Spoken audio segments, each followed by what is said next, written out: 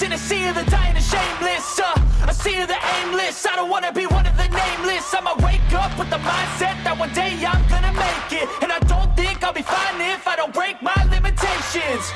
Don't try to stop me, I exist to write my own story. I'll make a decision if I want some peace or if I want the glory. Yeah, don't want a life that is complacent or possibly boring. I just want a life that is worth every day exploring. My whole life I just wanted someone who would notice me. My whole life I just wanted to be somebody to be. Yeah, I just wanna be great. Yeah, I just wanna be great. Yeah, I just wanna be great. Yeah, yeah, I just wanna be great. Yeah, I just wanna be. Welcome in, everyone. Welcome to the Road and Tow Show. We've got a couple co-hosts, Jody and Heather, and we have Big Man Audit. He had fallen out. Bringing him back up now, and we have a special guest, Public Safety. Say hi, everyone. Hey, Hey, everyone. Hi, everyone. And just so you know, Toe's not feeling well tonight, so he's taking the night off. He will be back on Monday. So everybody send out a prayer for Toe to feel better. And what we're going to do is we're going to discuss public safety and what got him into the activism, why he does what he does. Public safety. Do you want to say something before we start the video, or? Oh yeah, I want to say thanks for having us on, man. I appreciate that, buddy. Anytime. I think best thing to do probably be to sort of start it off, and then maybe I'll start filling you guys in on what it's all about. If you want to play the intro to my channel, that'll probably be a nice opener for everybody. Okay, so let me get that pulled up here. I'm sure it'll start with questions once you watch it, knowing there's something behind it.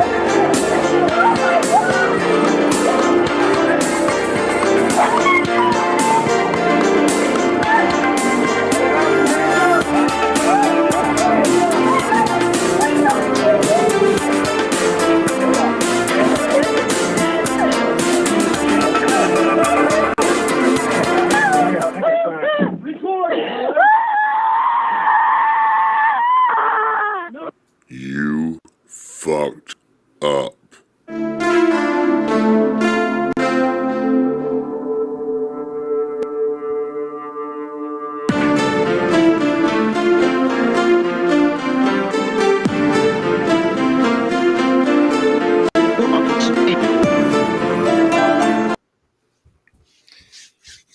Questions? Wow. Yeah. That was pretty intense. what was their reason for coming to your house? The intro tells it in the order. The Department of Child Services was made. There was a false hotline call made by my girlfriend's ex-husband over a custody dispute. And it started there. And the agents that worked in this little small town, Scottsburg, Indiana, they don't know their asses from holes in the ground. They don't conduct the reports right. They don't even follow up and do any of their due process right. And being in a small town, they get away with it, you know. And the town also does have a lot going on, drug epidemics and things. So that's kind of their excuse. But yeah, they came in, they intruded on Tiff, and on a false hotline allegation, they did an illegal removal of her children based on an event that the caseworkers had completely mixed up. They literally had the wrong child attached to a different parent and vice versa. Oh, wow. In a matter that was alleged. It wasn't even as it was stated. You know what I mean? So the kids were gone, and that was tough, you know. And as that's when I met Tiff, was right after that happened, and she brought over this box of legal documents. She didn't know anything about law at all. Neither did I really. But she brought this box over, and it had all these court papers. And, you know, if you guys know what CASA is, they're like a children's resource agency. She had domestic violence thing, like all this shit, all these things she'd been through, and courses she was taking, and all the things, you know, that you could possibly do in that situation as a parent. Anything you could do to appease this government agency. She was in the middle of it and had documentation, but it was so mixed up that it took me, I don't know, 3 or 4 days. Her and I sat down, just emptied this huge, basically a moving box. We emptied it out and started organizing it, because I understood the court docs, you know, like page 1, 2, 3, 4, and what they meant. And really, I was just trying to help her organize it, because she had court coming up, and I couldn't help but really, you know, kind of make sense of it as I went. And I looked over and I realized, I thought, this isn't even the incident that they're saying, and they have the wrong child in the position of being yours. Like, talking to Tiffany, I said, the child that they found to be a child of neglect is not even your kid. And she said, no, my kids weren't even home when that incident happened. They weren't even there. They were at the park. Wow. Well, long story short, we started to bring that to the attention of the higher ups in the agency. I did. I'm kind of one of those ballsy assholes that won't shut up if I know I'm right. But I wasn't expecting retaliation. You know, I've always had a pretty good reputation around here. Like I said, it's a small town. I'm a business owner, 20 some years. I mean, I played in a band with police officers for a decade. I didn't think I'd have any problem going into the agency and talking to somebody higher up and just saying, guys, look, you know, here it is in black and white. It's a mistake. You know? And without giving out exactly where you're at, you're in Indiana, aren't you? Yeah, Southern Indiana, real close to Louisville. Well, I mean, I can tell you the agency that I'm talking about is Scott County, Scottsburg, Indiana. We don't live there anymore. She lost her house due to all this. But That's ridiculous. I mean, I don't want to live in a place where they steal your damn kids. You know what I mean? Now, have you guys gotten the kids back? No, just custody. Well, we're still working on custody of one. The other one's still displaced. It's been 2 years. But Wow. But basically everything we've gone through started there. It started with that. It started with me kind of standing up for Tiffany and saying, you guys got to do your documents right and get court right. And they retaliated. They retaliated, and the caseworker started making up false allegations about us so that he wouldn't look bad. So he was going to like custody court and stuff, this caseworker was, and he got fired. We made sure that, you know, we stayed on top of the grievance procedure until we finally got him canned. But he falsified drug tests against me, you know, and I wasn't even like, I was her boyfriend 3 months after the kids were gone. So there was no purpose in coming after me. You know what I mean? Other than the fact that I was a challenge for him because I wasn't allowing him to continue to, you know, make Tiffany look bad when he was actually making her the victim. She was already the victim. She lost her kids for no reason. No reason. So, She had somebody to fight on her side, and it made him mad. yeah, we won. She got a good lawyer. We had to can the lawyer that she had because the woman was working for the government. She was a public, what do you call them? The appointed attorney. And in a small town, well, we'll see what happens with that because we're definitely taking measures. We've filed grievances with the bar, and we'll go from there. We'll let the bar be the ones to officially determine what happened there. But what I can tell you was happening in real life was the attorney was not even fighting for her at all. And it seemed, let me word it that way, that the attorney was working with the courts, if you will. So DCS, the judge, just trying to keep them happy, basically just saying, hey, what do you guys want us to do? We'll do it, but in that, you're telling your client to admit guilt when she didn't do anything. It wasn't her kid. I mean, how can these people in these professional positions not look at a stack of documents where even I could read it and I didn't even know the law? You know what I mean? And I read it and I'm like, this isn't your child that they're talking about. This is the other person who was actually a person who came to attack Tiffany in the alleged incident they were talking about. It was actually a girl that was going to try to beat Tiffany up and brought her own child with her. Well, that was the child that was found to be a child of neglect. It wasn't Tiffany. Tiffany's kids weren't there.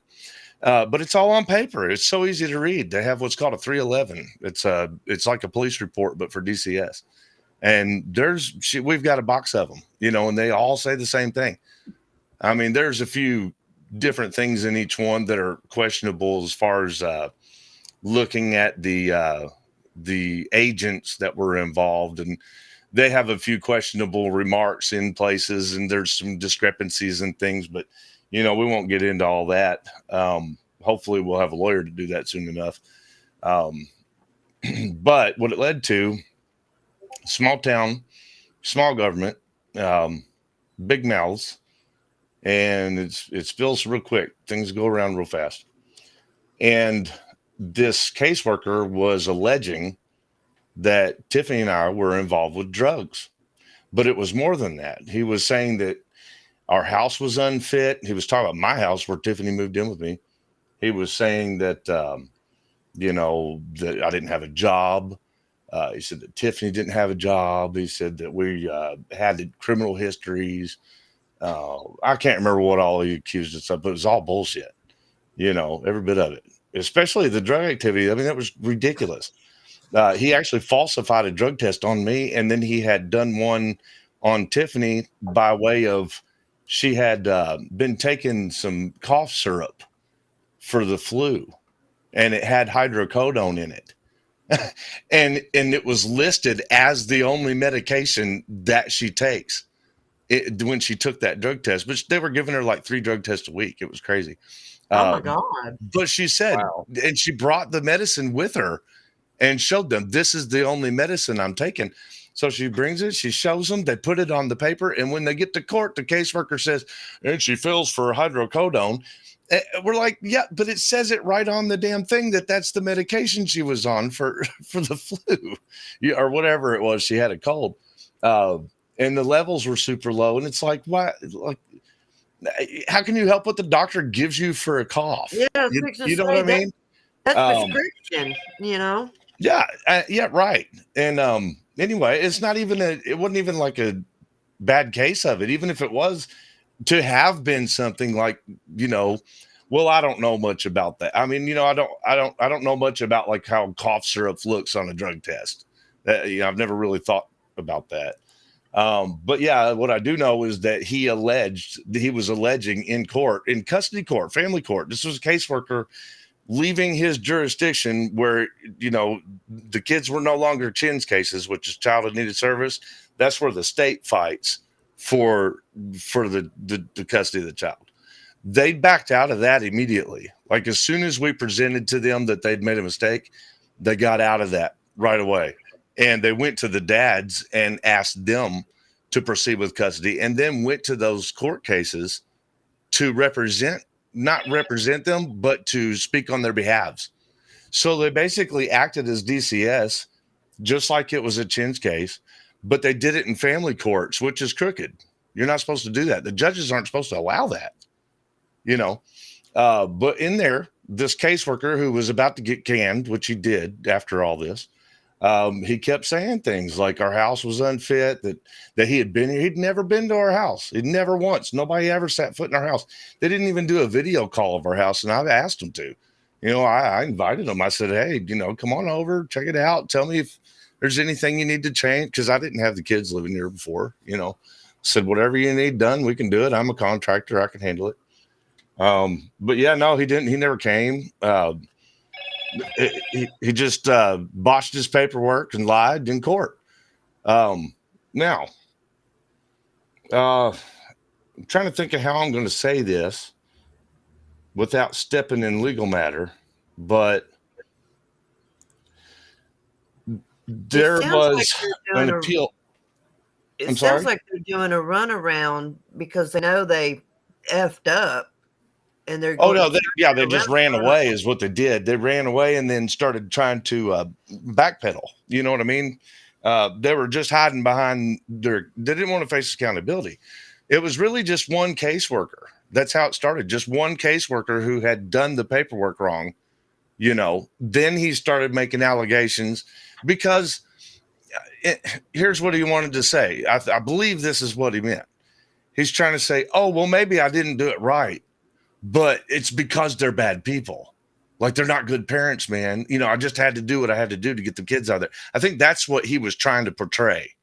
But it didn't matter because he was lying completely. So this is all over a clerical error. No, it was an anger error. He did it on purpose. It was misconduct, not negligence. Which, that's how we're applying for it in court.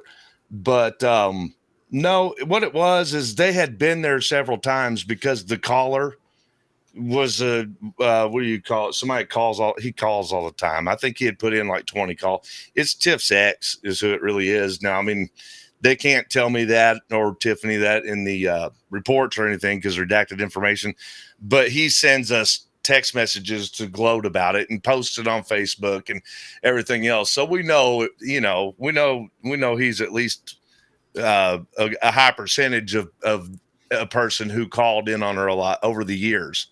But yeah, so they were they'd been there quite a bit, in the past, like not hadn't been any time recent for her before that happened, but in the past they had, and then it was like 3 times in 1 week. And the manager of the agency in that town actually said to Tiffany, Tiffany got upset and she said, you guys can't keep coming every other day, figure it out and get out of here. Like, what's going on? You can't do this to my kids. You can't pull them out of school and ask them questions about their home life 3 times a week for the rest of their life, like what's going on. And these were all different hotline calls is what they were. It was all the same people calling, you know what I mean? Like a group. They should be flagged. And well, there's laws against that. There's obstruction law against that. You're supposed to turn in. It is their duty to turn in false reporters. That's abuse of the system. There are laws against that. But these DCS agents won't do it, man, because they love the hotline calls. That's how they get all their work done. They're too damn lazy to go out there and do the real stuff. They're just doing things where they're getting phone calls. Hey, go over to this house and go do that. Here it is. They're not out being proactive. They're reactive. They even call it. If you call DCS tomorrow, I don't care what state you're in, you call Department of Child Services tomorrow and say, are you a proactive agency? Then their answer is, no, we are a reactive agency. What they mean by that is we wait for someone to report before we do anything. And I get that from both perspectives, but what that kind of means is that they're not out there proactively looking for abused kids. You know, they won't take their own initiative, and that also falls to their damn duties because they're supposed to. They have to report when they hear of abuse, neglect, you know, anything like that of a child. It's their position. One of my friends, can I shout out another channel here real quick? Go Oh yeah, for it. more than welcome to. AFA, man. He had a show a few days ago based on Department of Child Services where, well, actually it was based on a police officer. I guess a kid skipped school or something, like a little 5-year-old, and police and DCS got involved, and the cop was being real hard on this little kid, like super aggressive. Actually more than one, I believe. But they get the kid back to the DCS agents to the office, and the cop is just screaming at his kid because the kid's scared to death, you know, crying and stuff. Like, I want my mom, I want my mom. And the cop gets right in the kid's face. He's like, what? Starts crying back at this kid. You know, you can only imagine how distressed this 5-year-old was in. But so the DCS agent, the caseworker, whose delegated duty is to protect children from that kind of shit, was right there and going, yeah, thanks, Mr. Officer, for helping me out with that. Where you at? What? Yeah, it's common, you know, but people think that it's always this fantastic world, that it has to be like the most worst case scenarios. When you describe it, it really is those worst case scenarios that people are describing.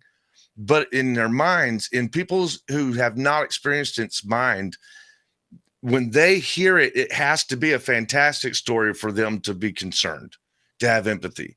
Like it has to be like what they would expect to see on television. You could tell someone, you know, someone could say, hey, I got raped. And people would think, well, what was the scenario? Well, oh, were you drinking? I mean, maybe because, you know, so if the person tells every bit of the story, which when you are a victim, you tell too many details. It takes a while to try to get it straight so you can explain what happened because you're traumatized. You know what I mean? So when people try to explain it for a while, which you need to right after it happens because you're looking for help, you know, So I think what happens is they're not able to tell the story without getting lost in the details, which I'm doing a little bit right now, to be honest with you. It's been 2 years for us, you know, and it goes a lot deeper than them just taking the kids. Okay. I'll get to that in just a minute. But the point is that society, you know, people, even though we all think we're empaths, they need a fantasy story to have happened. They need something just fantastic. It needs to have been, you know, the worst case scenario, and there needs to be, you know, fireworks behind it for it to make, you know, for justice to apply. They actually just need a narrative that is shock factor. That's how Yeah. it works. Right. Yeah, an outlandish story. Yeah. Right. Even though the content is exactly the truth to the matter. You know what I'm saying? I mean, a rape is a rape. It doesn't matter where you were, who you were with, what you were consuming. You know what I'm saying? It's if they left those details out and told the person the same thing, they'd be like, holy crap, you were raped, you know? But if you say how it happened, then suddenly people start becoming judgmental and say, well, you shouldn't have been here at 12 o'clock. You shouldn't have been wearing those type of pants. You know, you shouldn't have been. And that's what happens. So when the victims over describe the event, because anyone, it doesn't matter what you say. If you're given description like that, it doesn't matter what you say. People will always find fault in it. It doesn't matter. You know, it's human nature to try to get everything out and explain everything because, right, as we all know, 2 days later you may forget the color of somebody's shirt or the color of a car or which direction a car was going. So you're trying right then to get everything out. Yeah. And like I said, I've done this as a victim we'll get to our circumstance. When I say ours, so far, I've only told you the beginning of what happened to Tiffany, but I became a victim of of some pretty difficult stuff too, which we'll get into. But as a victim who has experienced like a tragedy or a very difficult thing, man, you cannot just like nobody just comes out the next day and explains it. It just doesn't happen. You tell people what happened, you make sense, but it doesn't make sense to you yet. So when you try to describe it, you're all over the place, you know. It just doesn't come out right. It took me because I had to call lawyers for what happened to us. It took me a long time. I guess I should probably tell you all what happened from here, so that way you're on the same page with what I'm talking about. Otherwise, I'm just kind of just Yeah, jibber-jabber. once you explain what happened, we'll Well- play we'll get into the first video where where you describe the prosecutor coming after y'all. Well, you're going to have to let me back you up a few steps for that. You'll get the answer out of this though. So the DCS caseworker was getting fired, and at the same time that they were looking at canning him, Tiffany took her child and needed services cases, the ones that the state had against her, and took it to appeal court and won. So she's in case law, which is really, awesome, because it's really hard to get an appeal, even in the door. Like, it's hard to even get the judges to accept your case. Not only did they accept hers, but she won her appeal, no problem, because the facts were definitely real. It was easy. Well, I don't want to say that because her lawyer did a lot of work. But it was an open and closed case. Anybody who knows how to read court docs I didn't know how to read them, and I sat there and figured it out, but yeah, so she won the appeal against the state. That's a big deal. And the judges called for a full reversal. Yeah, that's huge. Yeah, that's way huge. Full reversal. She just got in case law for the state of Indiana, Tiffany versus the state. And because that's good, right? Because that means that other people who experience, basically, I like using the word misconduct because I fully believe that I'm saying the truth. Legally, I don't know if I'm supposed to say that, but what I know is that they fucked up on purpose. Like, once they knew that a mistake, even if it was a mistake. But what happened with him, the caseworker, the reason that he ended up doing his report the way he did, she didn't let him in. Now, you guys are in the right platform of people to know what that is. When I don't let you in my house when you're trying to intrude, what am I doing? It's my fucking Fourth Amendment. You know what I mean? Warrant, or you don't cross the threshold. Yeah, she didn't. There was no warrant. There was no court order. There was no judgment. There was nothing. This guy just comes, knock, knock, knock. I want to come in your house for the third time this week and intrude on you. She already let him in twice in 1 week. And you can rescind consent at any time. Well, you can't even run out of that much food in a week. Like what he saw the couple days before, what could have changed? He'd been there twice in 1 week over 3 different calls. It was the same caller over and over. Chips and maybe some hot dogs missing. Yeah, what are you going to do? Like, clear the house out? Are we moving out? Did somebody burn it down overnight? What did he plan on seeing? He just wanted to come in and be a bastard, because what they're doing, they're like cops. What they do is they come in, they look for things wrong. Whatever they have on their clipboard has got an allegation on it, right? Whatever's on that, they usually go and they do ask for that. They do look for that problem, whatever's on that clipboard. But in general, what more is on that clipboard is a whole checklist of dumb shit that has nothing to do with what you're being accused of. And that's what they're there for, because they are going through and they are fine-tooth combing you. And like I said, I get it. There's 2 perspectives. Maybe, you should do that for the betterment of children. Maybe you should do that for welfare. Maybe you should. But on the same fucking hand, why would you be worried about all this other stuff? I'm a normal American parent.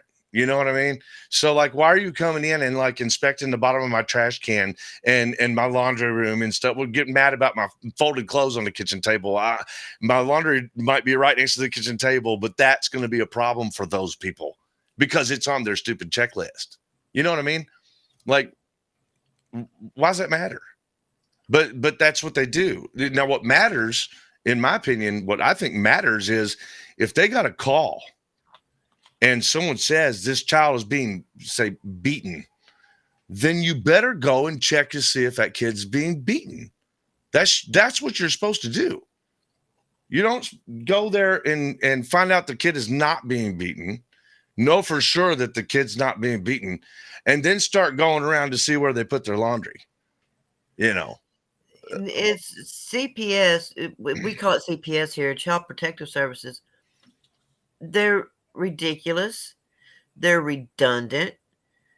And I will say that they complain that, their caseloads are too big. Well, it's because they're going after They're making people who don't need to be gone after. well, they're overworking because they're trying to be hot shots, man. They're barely even trained. Well, they get like 6 months of school or something for things that really don't even fall in the classified for their fields. But anyway, I don't want to get too harsh on everybody because not all. I mean, it's like cops. Not all of them mean to be that way. And matter of fact, I think most of them don't mean to be that way, but I think they're doing it that way because that's the way it's being done. The way they're taught to do it. Right. So, and I'll get through this real quick. I'm just going to sort of take big steps from here. So the caseworker got mad because he didn't get let in. So he went back to his report, just botched the whole thing up, saying he believed the allegations. And that's not supposed to be the 311. If you have like personal, that goes on what's called a summary report. It's different, but he did it on the 311. In other words, he reported that he witnessed the things that were being accused, and he didn't even go in the house. Anyway, that's what they removed the kids based on. So she wins her appeal. He's looking down the barrel of a lawsuit at that point, right? The DCS agency is. We go in and we're way pissed because they never did help us, even though they knew, like we brought it to their attention well before they did more damage, and they kept on going and going and going and accusing us of drugs and like giving false drug papers back. You know what I'm saying? Saying she failed a drug test and stuff, and she didn't. Yeah. And then the guy goes into court, and this is all after that we had already gone in and cordially spoken with everyone. They promised us they were going to fix it. They were like, oh, they were even crying in that panel room. Now, in that panel room, there were some judges, and I didn't know that. Well, hot shots, right? They were doing what they call recusal. You guys are familiar, I'm sure. The judge from Scottsburg was recusing because Tiffany won the appeal against the Chins. So since the Scottsburg judge was the judge that was doing the state against Tiffany in that Chins case, in those Chins cases for kids, that couldn't be the judge for her ongoing custody, which restarted with the kids' dads, right? She couldn't be the same judge. She had to recuse. So when she recused, what they do is they bring in another judge from another county, and then they pass it to a judge in another county, but the judge from the other county, so there's 3 of them, the judge from the other county acts as a magistrate, a mediator, more or less, to officiate the recusal, right?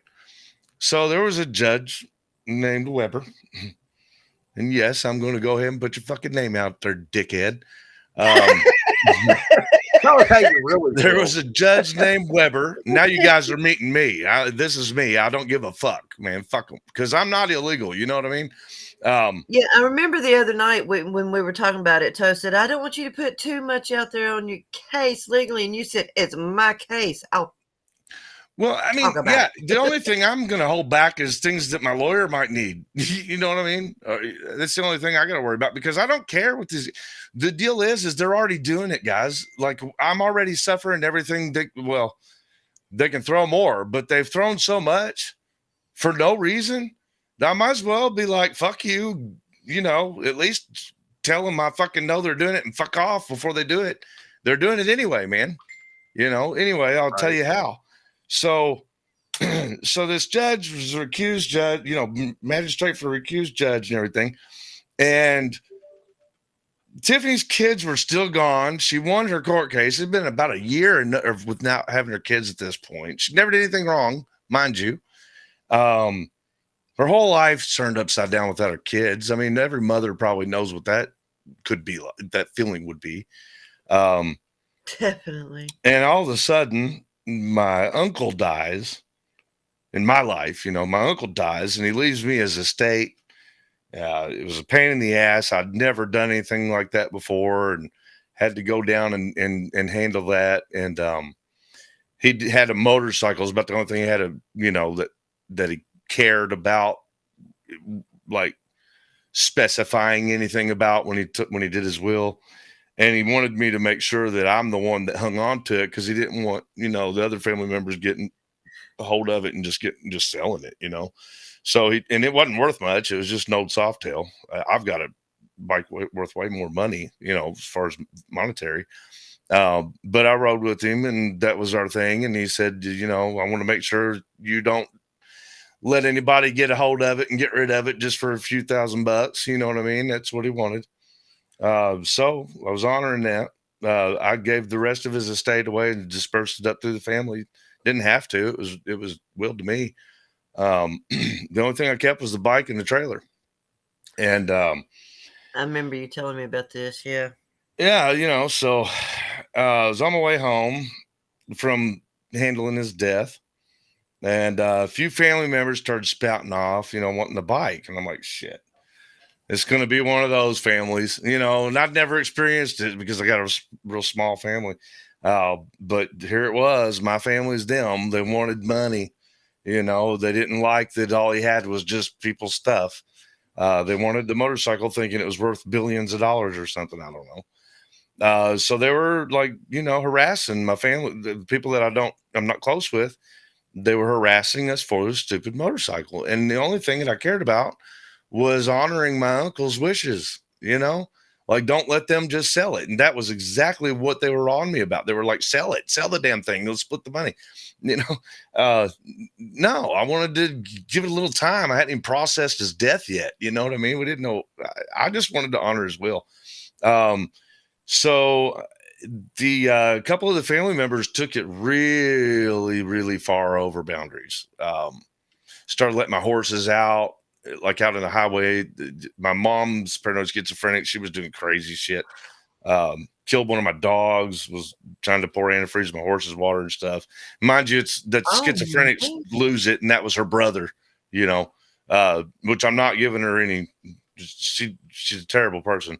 But she was doing those things. And now there are legal procedures and I'm aware. I knew about this one because she's been crazy since I've been born. You know what I mean? So like I knew about how to handle mental inquest because I've had to have my mother, checked out several times throughout my life. But yeah, she was throwing one of the biggest ones I've ever seen in 44 years, and she killed my dog and was trying to kill my horses. And I called the law. I was like, guys, help, man. I got this motorcycle hooked up to my truck. I'm on my way home from where my uncle died. And my mom is killing my horses right now. Help. I called 911. And that's the county. That's called Clark County, Indiana. We called 911. And they got there at the same time we did. I was actually pulling back in, to Clark County where my land was, where my horses were. At the same time, the police were showing up. And they saw the same thing I did. As a matter of fact, they saw it probably sooner than I did. My mother pouring antifreeze in my horse's trough. They saw it. The gate's wide open. Exactly what I called and reported, And I said, well, I suppose my mom's going in for a 72-hour inquest. And this cop come out and he started yelling at me, you don't need to treat your brother this way. Her brother just died and blah, blah, blah. And I'm like, it was my uncle, motherfucker. You know what I mean? They're like, yeah, I get it. I know my mother, man. I'm 44. You don't come at me like I'm 16 and some rowdy child. I know what I'm doing. I had to call because she's paranoid schizophrenic and she's killing the animals. Can't you see that? Yeah, well, we can't do anything about it. There's a whole process you got to take to the courthouse called mental inquest. I'm like, dude, I know. But when the cops see it, it is their job and they don't know this. Like, that's part of the problem. A lot of them don't know this. This is their procedure. Is that when they see a person who's mentally disturbed causing damage and is a threat happening, they're supposed to immediately detain them and bring them in. Duty. for a mental inquest. It's a short hold done by the psychiatrist who can monitor them and see if they need any further assistance before they set them back out there. And these cops didn't know it. They were telling me it was my job to go to the courthouse and then go back to like Live Springs, you know, all these places that do that stuff. And they were having me do it. And I just got home from my uncle dying. You know, I had way too much. I had to go back to work. You know, I couldn't just do all that. But it took me until like 7 days to do the mental inquest stuff for the judge and the cops and all that. And in the meantime, the harassment didn't stop. It wasn't stopping. You know, like they were still doing it because they weren't being stopped. Like we called 911 for no reason. But the cops were on the phone, like on speed dial with me. Like, are you okay today, man? You know, how's everything today? Are you okay? But when I got there, and this was happening, the very first thing I did was I explained to them why my mother was doing this, right? So I showed them the death certificate. I showed them the will. I showed them the probate court's information. I showed them that I was the recipient of the estate. And that is why she was doing it, because she wanted a motorcycle. The motorcycle was hooked up to my truck at that time, right there. You just gotten it. Yeah. Yeah, I hadn't been home yet to my house. Like I just went straight to my property where my horses were because she was. So the police got all that information from me. They took it all in their report and stuff. They had a copy of the will. They had the email copy to the detective down in Florida. They even had like corresponded with him later, and I didn't know it. But like they were on the phone with me every day. Like, are you okay? Your horse is okay. Had this one officer. Yeah, I'm gonna go ahead and spit his name out too. Randy Burton. Fuck you, dude. You fat bastard. You fucking don't know your job, bro. Yeah. So Randy, trying to be the nicest guy in the world, you know, playing Family Matters coach. He was calling me all the time. I mean, he was looking out for me, I guess. I don't know if he was doing that or trying to set me up. But it was stupid. I mean, I don't do nothing wrong. But anyway, yeah, my uncle died, left me a motorcycle. Family Matters, you know, family starts disputing over it. I call cops. The cops come out. They become my best friend. And for about a week, you know, I'm going back and forth corresponding with this one cop, and it didn't matter. I could call 911 for something. Like there was another incident, windshield was getting busted on my girlfriend's car. The same over the same issues. You know, it was just a bunch of shit going on about the bike. We called 911 and they had Randy call me back. Had Randy Burton call me back. The same cop that responded to the first, like it didn't matter if it was an emergency. You know what I mean? He wasn't on duty. They had him call me back a few hours later. It's 911. We're one of our windshields were getting busted out of our car. You know what I mean? I guess because they thought he had a rapport with you, maybe. Well, they were calling it a civil matter. Wait a minute. The police turned it into what they call civil matter. It means you're on your own, buddy. But it's not when someone's busting the windshield out of your car. That's not your civil. That's a whole nother incident. That's criminal. Yeah, that's a whole different incident. You all haven't seen what I'm going to post yet. I mean, so far you've only seen me just kind of open the door to what our story is about. That's it. I'm going to be showing you all shit. You're just going to be like, holy stupid balls. What kind of police are these? You know, because it went on over, it still goes on. You saw it. The courthouse thing just happened last week. That still goes on for us. We don't have access to our law. Now I can go to a different county and it's different. You know what I mean? Then I'm just like a normal activist or whatever, or just a person utilizing the system. But when I go to Clark, I'm bringing you guys content because these bastards did this shit. So they don't know their job, you know? Now fast forward about a week and a half, 2 weeks after my uncle died. I get a call. They say, one of your family members is saying that you stole that motorcycle. And I said, It's ridiculous. I got all the paperwork in the world. You know what I mean?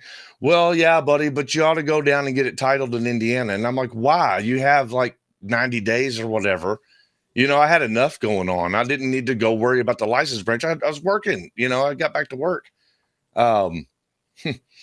So I gave them everything they needed. I even said to the cop that called, you know, you already have all the detective information. You have the probate court stuff.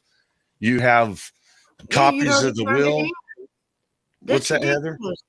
You'd already turned it in to them, showed it to them. Well, I'd given it to Randy's dumbass, Randy Burton.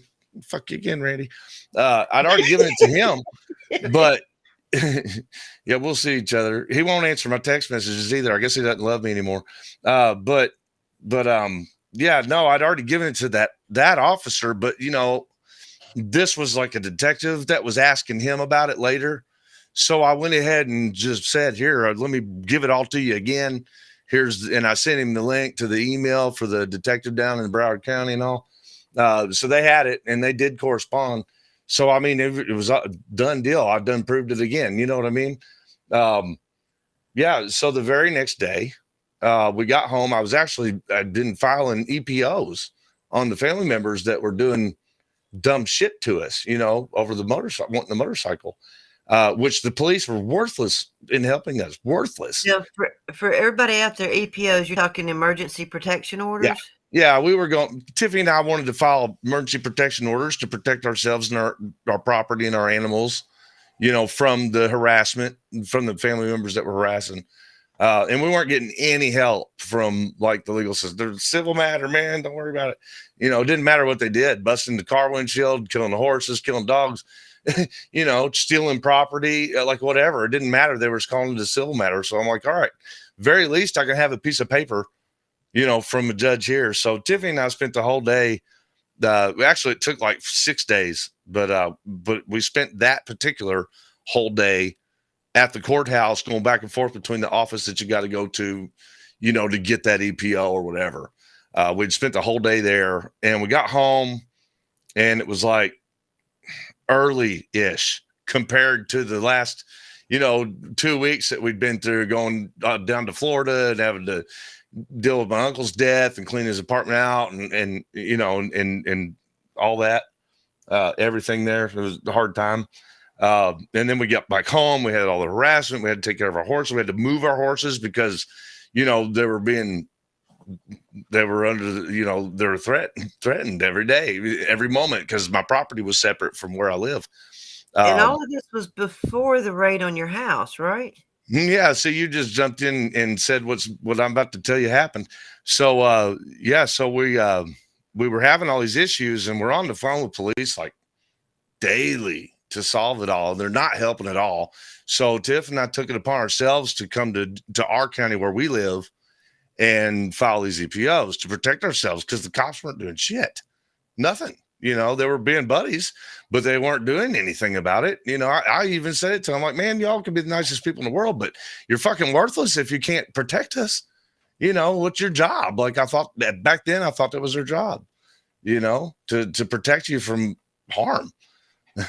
And if someone killing your dog is or your horses or, you know, busting your windshields and shit like that ain't harm, man. I don't know what they're trying to protect people of because who says it couldn't have been a gunshot next? You know, I mean, I literally, my sister's husband tried to jump me from behind in a fist fight. They wouldn't do nothing about that either. Of course, I could have whooped him up and down to Sunday, but then he knew that as soon as I turned around. But they actually used that against me and they filed an EPO on me. Anyway. See how you get to telling too many details. So, so the way it worked was, we filed these EPOs and they got granted, you know, for court, like they were going to go in front of the judge, which was a relief for me and Tiff. That was like the first successful thing we'd had happen for us is that a judge was going to see, you know, protection order for us later, but it felt good to get a little bit somewhere, you know, finally. A little win anyway. Yeah. I mean, it felt like it was going to be a little relief or whatever. So we got home and I'm going to bring you back about 3 months prior, 2 or 3 months prior. Tiffany had came off of her horse and broken her back. She had 4 fractures, and she got real lucky because it could have been super, super bad, and it was bad. But each one of the breaks down her spine were one of them was her pelvis, and then the others were in her spine, and they were all small fractures. She got super lucky.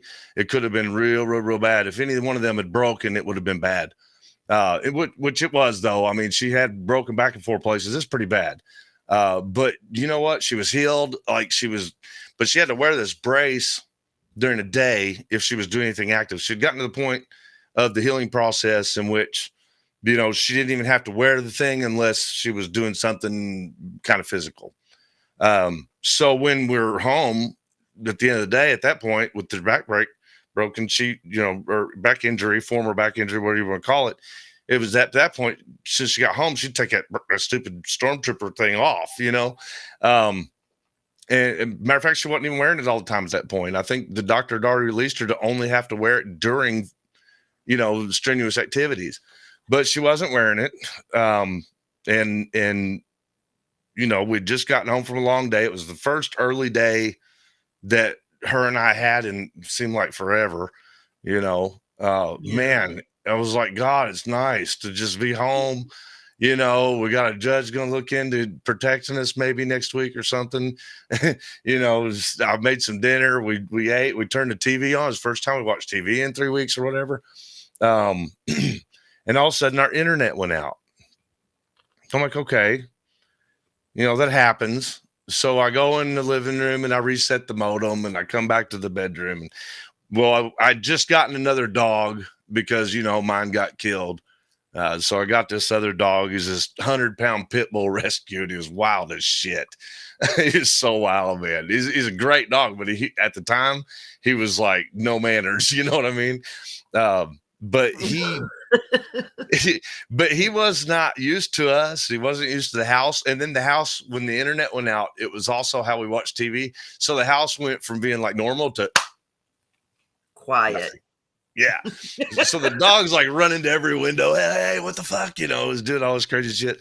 Well, he was getting on my nerves, but I'm like, okay, hopefully the internet comes back on. So I'm fussing with the internet modem, trying to get it back on. And I hear this from my kitchen. I have an Alexa. I hear this statement, the privacy policy statement, she said. And she was talking about the government's access. She said something. Yeah, she pops off. She says something about being tampered with by government access or something, and then started reading the rules. And I was thinking it was hilarious. You know what I mean? So I told Tiff, I said, the government's listening to us, because the internet just popped back on and that happened. And then I turned the TV on. And wiretap you? Well, I don't know. I'm just telling you that because it might come into play later. So hang on. But it did happen. That was the first noise you heard in the house besides the dog looking out windows. And then the internet went back off again. And I was like, what the shit, and the dog goes straight for the front window. And this time he's on something. And I was like, okay, maybe the dog's not just flipping out. There might be somebody outside. So I look out the front and there was a man wearing an orange vest, a ball cap, but it was definitely a work thing. And he had a sign he was carrying that had the pole went all the way to the ground. It had the little feet and it said work. And I thought, oh, cool. It's the internet guy. You know what I mean? That's why. Yeah. He's fixing the internet. The internet was out. You know what I mean? And so I thought, they're here fixing the internet. Like maybe the overhead line was cut or something. So it was cool. I knew who it was. I went back to the bedroom. We didn't have internet. It was so quiet. Dog was going to keep barking or whatever. But the dog came in the bedroom. He laid down next to us. We were all cool. And it was about 10 minutes after that when all of a sudden it was just this huge boom, and the picture shook on the wall. Fucking something crazy. Like I thought maybe a car hit my house or something. I wasn't sure. All I knew was that this dog went running straight for the door. And like my dumbass walked past every firearm I have, which is plenty, and went right to the door with him. I don't know what I was thinking. But I go right to the door, and I'm wearing pajamas, you know, and I go straight to the door, and I realize there is someone out there, you know. I thought maybe it was my sister's ex-fat ass husband trying to come get some because he threatened me a couple days prior. I couldn't wait to go out and hit him in the head or whatever, you know.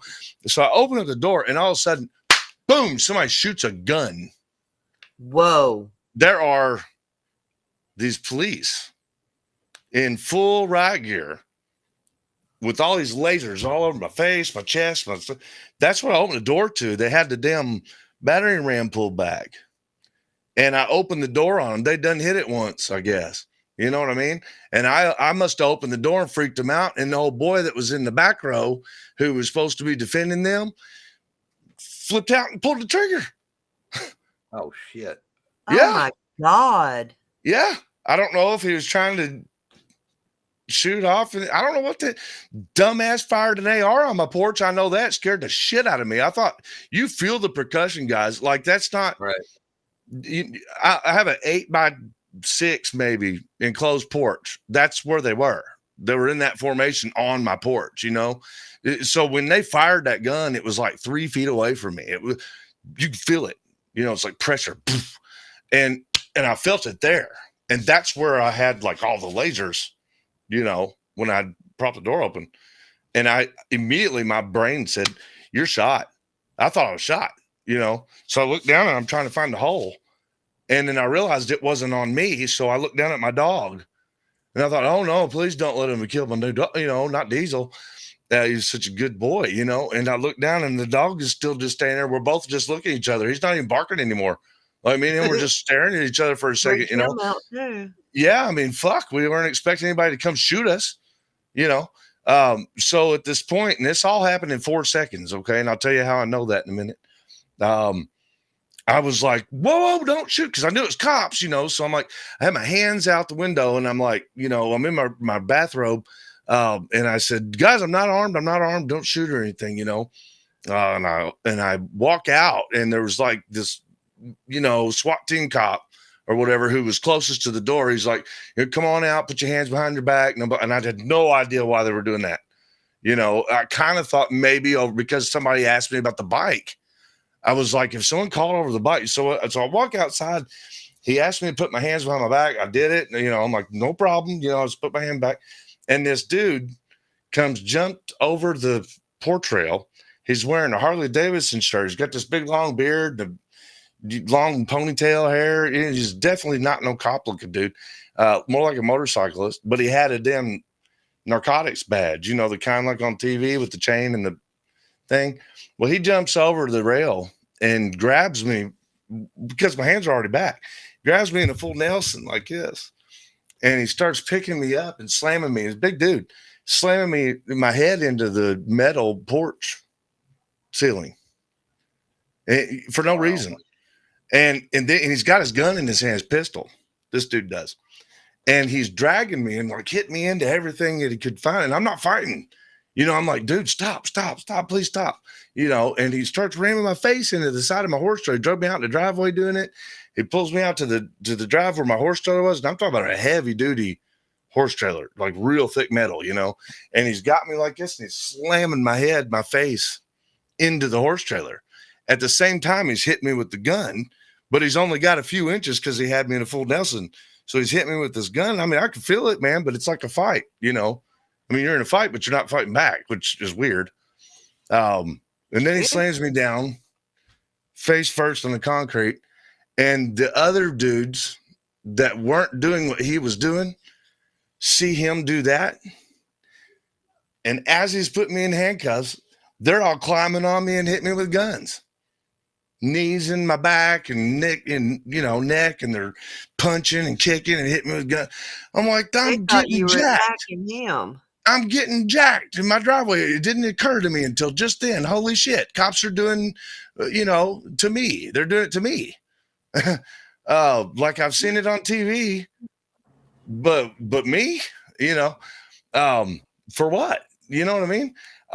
And Tiffany is standing at the door the whole time because she came right behind me. And I guess I told her to call 911 when I heard the boom. So she had her phone.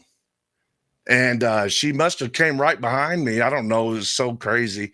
But I said, you know, I looked up and I said, I said to myself, she's recording this, because she had her phone pointed at me, like, to record. And I was like, thank God. And the guy that was beating me said, no recording. And he jumps off me and he goes over to her. To mind you, she was just healed from a broken back. And the hand that the phone was in, you know, she's doing this stuff for the other officer who's the same guy that brought me out, that the guy took me away from. So she's holding her phone like this on me, and it's dark, you know, they got their flashlights and stuff, but it's dark. And she's watching, and the cop comes up, and the other cop took the phone and sat it down right at the same time that Donovan Herod, and yeah, fuck you, Donovan Herod, you stupid bastard, grabs her wrist and pulls her off the step, and it broke her back. Snapped her spine. God. Yeah. There was enough pressure behind that incident to tear.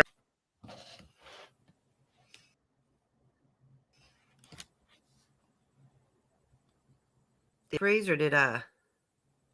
He did. He froze. Yeah, his signal's real low right now. While we're waiting for him to.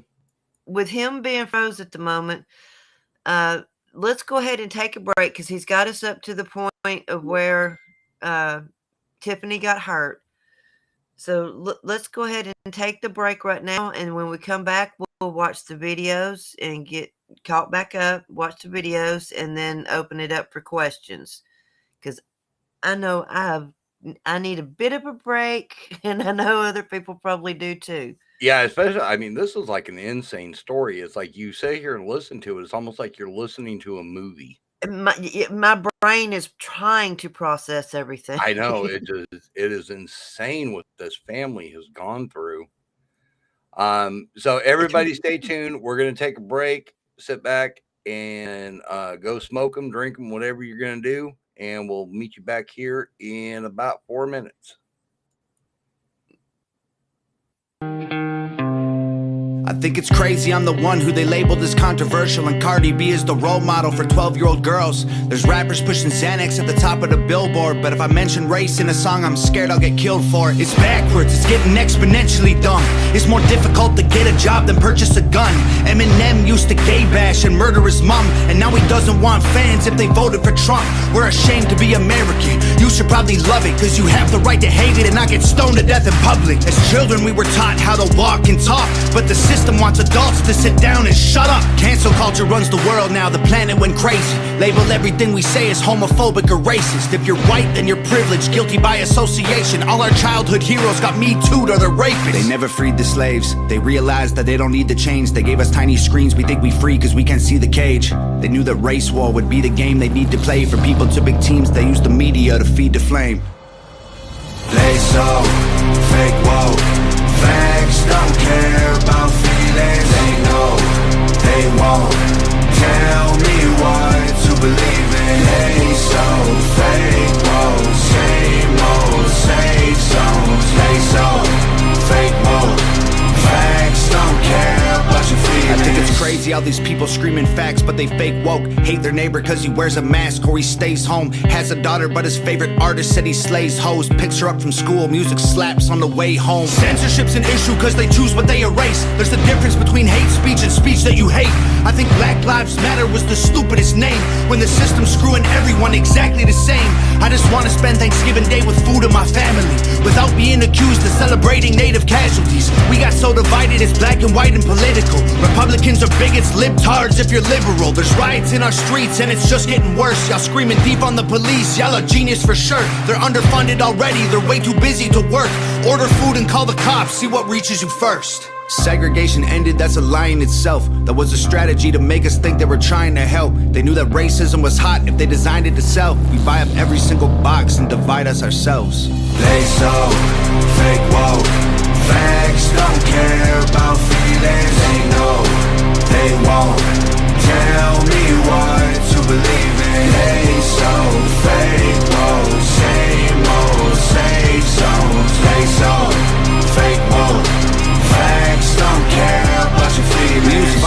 at peace and wonder why it isn't working. That's like sleeping with a football team to try and be a virgin. Politicians are for sale and someone always makes the purchase, but you and I cannot afford it. Our democracy is worthless. If a man has mental illness, call him crazy, say it silently. When country's going crazy, we accept it as society. Get sick and take a pill. When the side effects get you high, you get addicted like these rappers dying fighting with sobriety. Censoring the facts turns our children into idiots. They claim it's for our safety. I'll tell you what it really is. Removing information that empowers all the citizens. The truth doesn't damage points of view that are legitimate. They're trying to change amen to amen and women. How'd we let them make praying a microaggression? Instead of asking God for the strength to keep winning, we cheat to get ahead and then we ask him for forgiveness. Feminism used to be the most righteous of fights, but these days it feels like they secretly hate guys. I don't trust anyone who bleeds for a week and don't die. I'm just kidding, but everything else that I said is right. They so fake woke.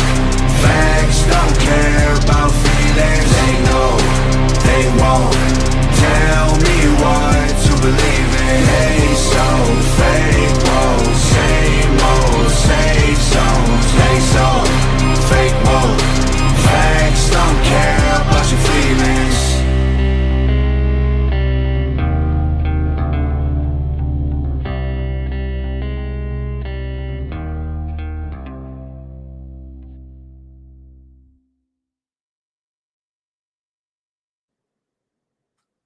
Welcome back. Welcome back. Looks like our guest fell out. He'll be right back.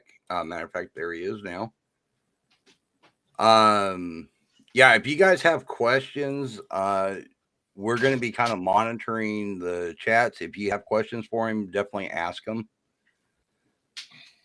But yeah, I can hear you. All right, good. Sorry, my electric went out. Oh, geez. Okay. Yeah, flashbacks. PSTD I here. believe it. Can you guys hear me? Oh man, right in the middle of going back through it all in my own mind too. You know. Yeah, Can we you guys can be. hear me? But we yeah, can. so where I left off, I think probably Bro, was dog? they just broke her spine. Yeah, would you like to Hello? show that picture? Yeah, big man, we Yeah, can hear go you. ahead and flash that picture up there. It was the next day. This is after our day. 2 days later, this picture. This is after we left the ER. Yeah, it's pretty sad to see it. Well, I mean, shouldn't have to go through that. Exactly. Yep. Put her right back. They didn't put her back where she was. They destroyed her. Her back was fragile, and they broke her L6. And tore her rotator cuff and caused nerve damage. She couldn't hold her bladder for months. She's still in therapy twice a week. Now they're talking arthritis might be because of it. I'm sure there will be. No, there is. It's diagnosed now. It is terrible. Yeah, she's Squeaky not said- disabled. She's not disabled, but she's going through a lot. I mean, we got medical bills climbing out the ass too. Now they're talking about. Oh, I'm sorry. Go ahead, buddy. Oh no, I was saying I can believe that. I mean, the medical bills alone have got to be killing you guys. Nonetheless, attorneys and everything else that you're going through. You have no idea. But it's worse. I'm nowhere near done with the damage they did. This is the beginning. So they broke her back. She screamed and dropped. I knew it. I said, "God, she's got a broken back, man. Don't do that." And they were like, "Oh, she'll be all right. We'll be all right. It's gonna be all right, buddy." And they all started trying to talk like they're cool. And I'm like trying to play along with it because 20 fucking cops just beat the shit out of us. Right. So I'm playing along with it the best I can, but I'm in shock. I really don't know. All I know is I just acted the best me, and I started trying to explain. I was like, guys, the only reason you could be here would be that stupid fucking motorcycle, and it's not a stupid fucking motorcycle. That was my uncle's motorcycle that he left for me to take care of because it meant everything. You know what I mean? But yeah, so like that was the only thing I could think of. And I was asking them, I was like, y'all got a warrant? Like what's happening? They're all going to my house, they're telling me to sit down, shut up. Just shut up, dude. Wait a minute. No rights, no nothing. I'm, in handcuffs. And You And they're not mentioned telling you warrant. why they're there. no, they nothing. wouldn't tell me. They refused. I was begging them to tell me. That's what I spent for 4.5 hours. I spent begging for two things. And in between, I'm being as cool as I can. But I begged for two things. One, we needed an EMT. Yeah. We needed an EMT, man. Mhm.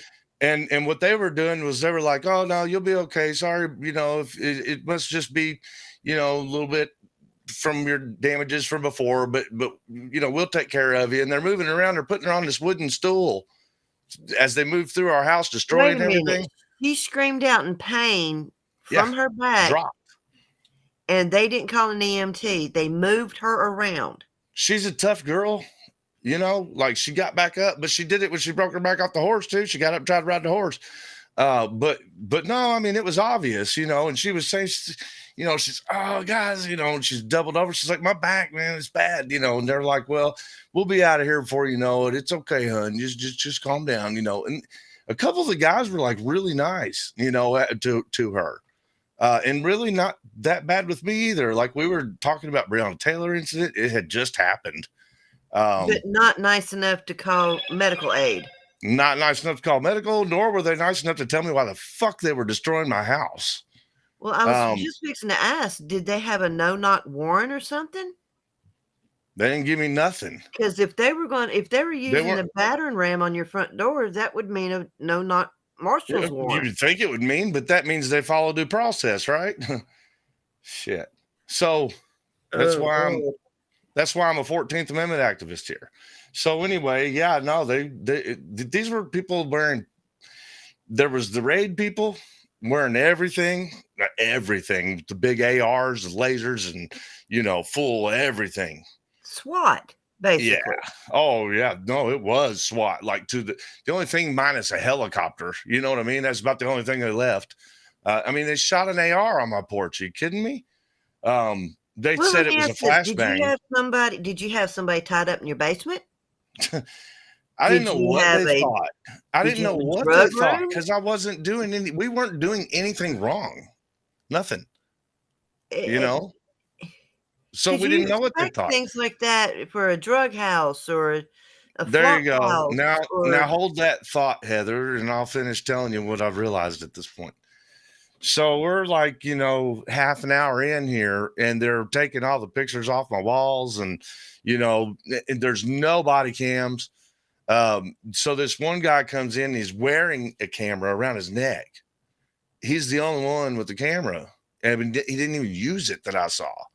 And I'm detained, so like they're keeping me away from, the action, like what they're doing. But I mean, it's a small house. They're destroying every room one at a time, and the dude that beat us up is Donovan fucking Herod. Fuck you, fucking prick.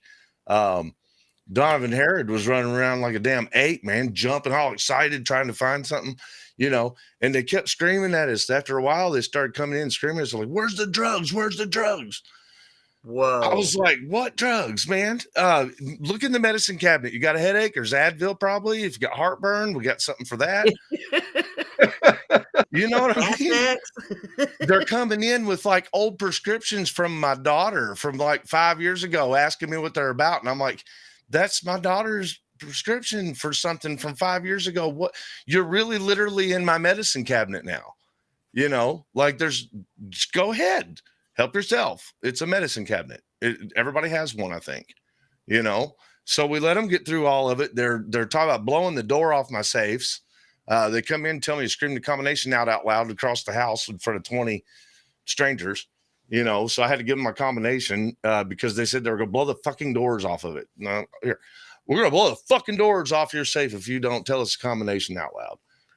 Okay. Whoa. Yeah. So I did.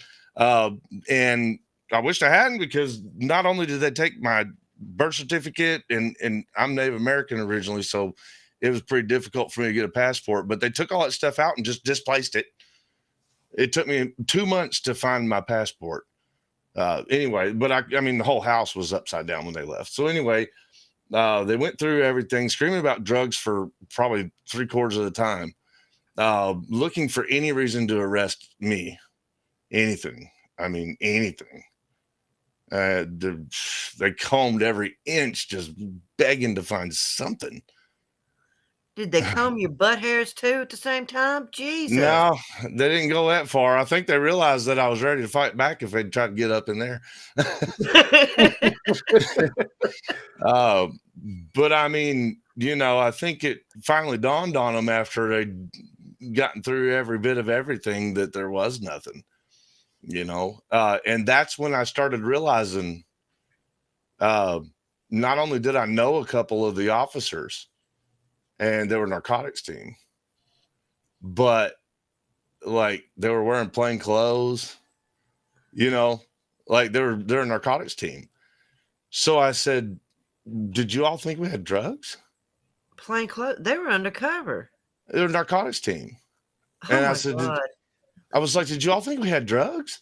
I was like, bro, I know your dad. You know what I mean? You could have asked him.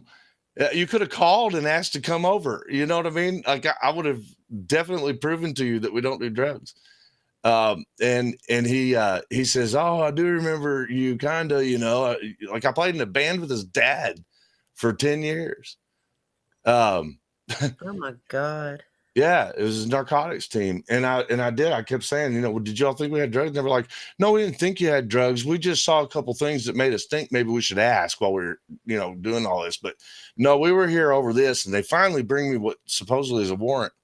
And they uncuff me and they bring me my kitchen and they never said sorry. They didn't even say sorry. They just said this happens, more or less. So it's a wow. Ooh, it's not often I'm speechless. It happens. This happens sometimes, they said. And I said, this can't happen very often. Like it just happened to Breonna Taylor. This is what you're talking about, right? And they're like, no. These, false allegations happen and we end up empty-handed sometimes, and it sucks, man. But we're all good, right? They're trying to shake my hand and shit, and they said, so reason we're here is because, and they said it was my mom. They said, your mother said that motorcycle was stolen. And I said, the one out there in the driveway, did you think I brought the fucking trailer in the house? Wow. Why you come in my house for a motorcycle, bro? Which you knew was there. I literally had just asked Randy Burton if I could keep the motorcycle at his house because I asked him if I could keep it at the police station first, back when it all started, because I didn't want nobody destroying our property over it. You know what I mean? And I was going to get the court stuff finished all up because it was going through probate. So I was going to get it all took care of and then bring it back home after that or whatever I decided I was going to do. But at the time I didn't know, but yeah. So the motorcycle, I'm like, what the fuck would you be busting in my door for over a motorcycle that I would have given to you? Like I would have given it to him because they would have had to give it back. It was willed to me. I had the title. So they said, that's why we're in your house, because we had to get the keys and the titles, and any documentation that had anything to do with your uncle. And I was like, but that is my documentation because I am the person who handled the death of my uncle. Like I just went through all that. It was one of the hardest things I've ever done. I didn't know what I was doing. I believe I did it right. I've double checked with everybody that was involved, the detective down there for his death, the probate courts, the judge. I've talked to all of them extensively about this, and they've sent me several emails saying I did it right. Because I was worried while I was doing it, I wanted to make sure it was right. I'd never done nothing like that before. So I was absolutely sure that I was covered on at least to Florida law. And there was a couple things that I thought, well, maybe Indiana law is different than Florida. And when you transfer states, maybe I did something legally wrong and didn't know. I didn't know. But mind you, Tiffany is now 5 hours in with a broken spine. And the whole time I'm going, guys, I need you to wrap this up because she's going to have to go to the hospital, And so at this point, they're like showing me this warrant, which was bullshit. I didn't know how much bullshit it was at the time quite yet, but I knew it was bullshit because they came in the house over it and they used guns and tactics and stuff. And it was like, I would have just gave it to you.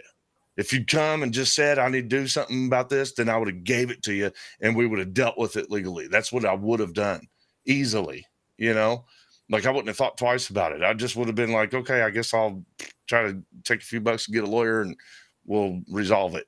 But no, that ain't how they did it. So I knew the warrant was crooked like that, but I didn't know how deep it was yet. And I knew Tiff needed to go to the doctor or to the hospital. And then I knew that these guys still had a lot of work to do before they could leave, because now they're showing me what they're here for.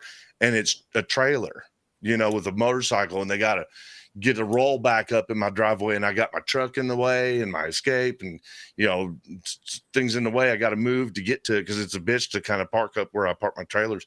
And the thing said black trailer. The warrant said black trailer because, you know, the idiots didn't have any identification stuff for it, like the VINs and stuff. So because it said black trailer, they took all three of my trailers because they were black. Oh, geez. Yeah. When only one had a motorcycle in it. Yeah. Yeah. So all of this was over your uncle's motorcycle. Yeah. And the trailer he put in the wheel, he said he specifically bought it for me. The trailer was brand new, and it was to match my truck and stuff. It was actually kind of nice of him. But yeah. So they needed to do all this work, and I needed to get Tiff to the hospital, and they weren't going to do it. You know, 5 hours in, I'm like, I know they're not going to do it. You know, I got to do it. So I helped them. Like I went out there and moved took my 4-wheeler and like pulled the trailers up and like hitched them on their truck. And I said, here, takes it. And they started taking all these totes out of my basement and, you know, just like decorations and stuff, random shit. And then they had everything from my uncle, you know, that I had, which wasn't much. I'd already give his whole estate to the family, the ones that were harassing me. I'd already given them everything he had, you know, and I didn't have to. But anyway, yeah, so I finally, you know, was at that point where it's looking like they're getting ready to leave. And then Don and Herod, fuck you, you motherfucker, comes up to me and he's like, man, you know this is your mom's fault, right? And he tried to shake my hand. It's like, dude, look, man, you know, mistakes happen. I get it. I was like, but for you to say that it was only my mother having fault in this, that's ridiculous, because you did what you did. And maybe my mother did call you guys to make a false report, but you still did what you did. You know what I mean? Like Exactly. you did what you did. And he didn't like that answer. And then he asked me for a beer. I don't have beer. What the fuck? On duty. I didn't have any beer, but he wanted to drink a beer. And I'm like, dude, my old lady kind of needs to go to the hospital, man. So maybe another time, you know. Right now, was this in Scott County or Clark County? Clark County came to my county, and I don't live in Scott or Clark. Wait a minute. Right? Clark It County. keeps getting better and better. Yeah. Wow. So none of them even had jurisdiction of where you Well, yeah, live. hold on. There is one agency that had jurisdiction that was involved. Okay. Because where we live, they have a regional SWAT team. Now, what that means, I didn't know it then because I didn't understand the process of law like I do now. Of course, I had to learn all this shit. What that means is that just the SWAT team part of them was in their jurisdiction. The others would have had. Now in Indiana, we do have some kind of little bit tricky laws on county because they're not a state agency, but they're not a city agency either. They're not a lower level. They're midway. If they have a warrant to conduct within the state of Indiana, utilizing other agencies that are in that jurisdiction, they are allowed to do it. So like there could have been assistance from the county that I live in, which I'm not going to expose that if y'all don't mind, not right now. No, that's no, no. you're Don't fine. expose anything you don't want. Because I kind of am doing. I've got some pretty good connections in this county right now. In other words, they're not crooked so far for me. So it's nice to have that, and I'm going to keep them there where we're at. I'm going to keep respecting them. So, for my family's safety, I guess. They didn't protect us the first time, but I don't think they knew anything about it. But they could have, if they had been involved, which I later found out they weren't. So, but if they had been involved and the prosecutor in my county had signed off on Clark County's warrant, then Clark County could have utilized that whole process to have done it, right? So that's what they were sort of hiding behind. They were saying that they did it the right channels, and that's what it was. They did explain it, and they told me the truth when they explained it, how the process is done. But what they didn't think is that I was going to start learning law and go talk to people on film, which is what I do. And So, throwing the egg on their own and throwing the egg at their face that they're having to wear. Yeah. Not in the beginning. In the beginning, it was just literally so I could keep up with what all we were going through. Like each person I talked to, I didn't know who was who or what role or what they did. Yeah, I didn't know their duties. I just was talking to everybody, man, saying who does what, why would this have happened in this manner? And, and then when I would talk to the people that were involved, it was more like, how could you let that happen in your position? And they would explain to me, well, no, I'm not in that position. I'm in this position. And that's how that happened. Well, what I was doing is recording all of it. So they were passing the buck, basically. That's what they do. Now, remember in the beginning of this, I told you what was happening that got Tiffany's back broke. What was she doing? She recorded it. Yeah, She recorded it. They didn't shut her phone off. It ran for 24 minutes of the event, which was the belly of it all. They tell on themselves for everything, every bit of it.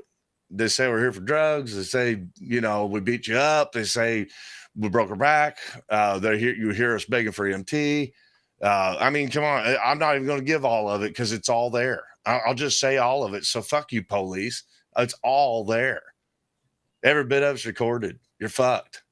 They know it, though. That's why I'm saying it on panel, because they know it already. What am I going to do? Like hide something they already know? They know.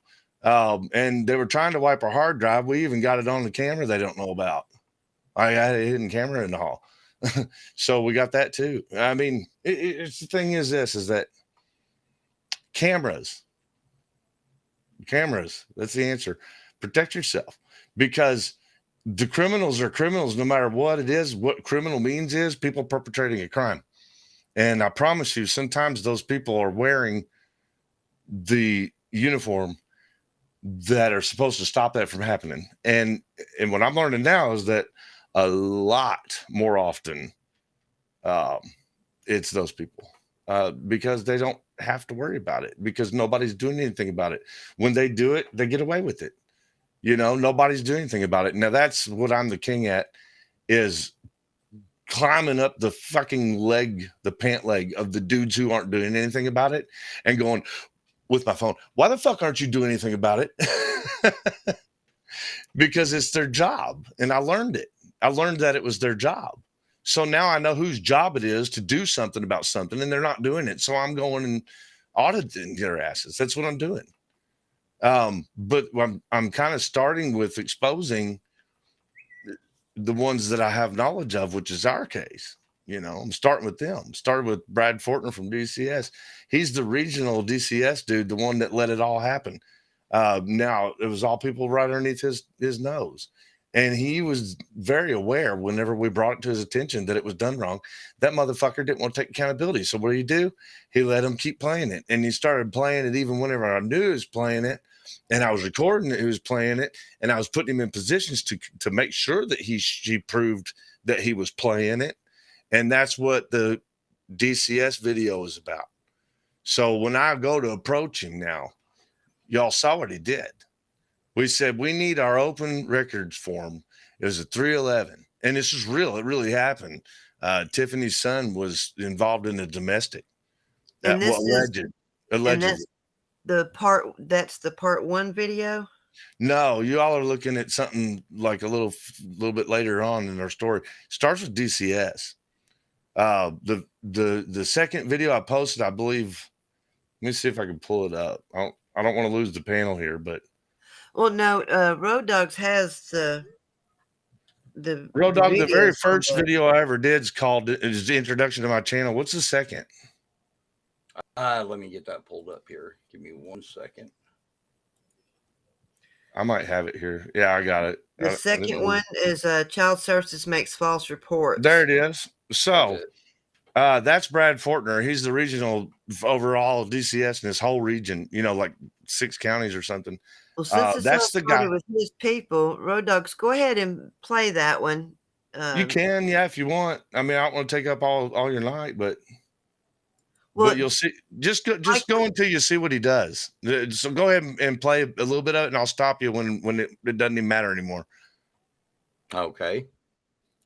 There we go.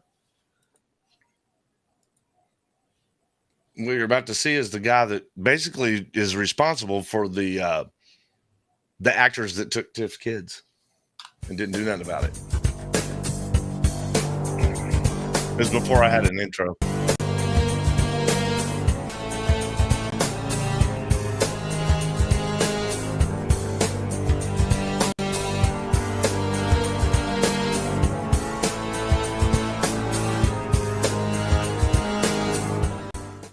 Questions, Mr. Fortner? We just happened to catch him outside. We were on our way Why in not? to get a 311 report where Tiff's kid was Well, in a domestic. I would like to do that with you. I would like to set up an appointment as soon as possible. This is Tiffany. I'm Chris. And that's Fortner, Chris Fortner, right? No, Brad Fortner. Well, I mean, you will eventually, So because you can do it however you want to do it with your recordings. That's fine. but I was I'm just not asking for an saying- appointment with the faggot. this is I mean, our the business. asshole. We've I already mean, had it before. We already him. provided you with answers. No, you didn't. You didn't hear me out. Yeah. Okay. You didn't hear me out. But we weren't So- being aggressive. Yeah, that's the end of it. We literally just wanted to have an appointment with him to discuss the legal matter and also to get our 311. Now, what does he do? He says, I'm not going to talk to you. And then this happens. Abuse and neglect. You can call I'm the sorry? hotline, you can make a She's report. on the phone with 911 already. I literally just Attack? walked in the building. Me and Tiffany just There walked was in. no attack, ma'am. I have it all recorded. Yeah. She tells 911 we attacked him. Oh my God. All we did was walk in to make an appointment, literally talking to him. I'm like, hey, I'm Chris. This is Tiff. That's how professional these assholes are. And then the police come and they don't know the law either. We were there for an open record request. The only way I can force them to leave is to trespass them. If they refuse, then I take them to jail.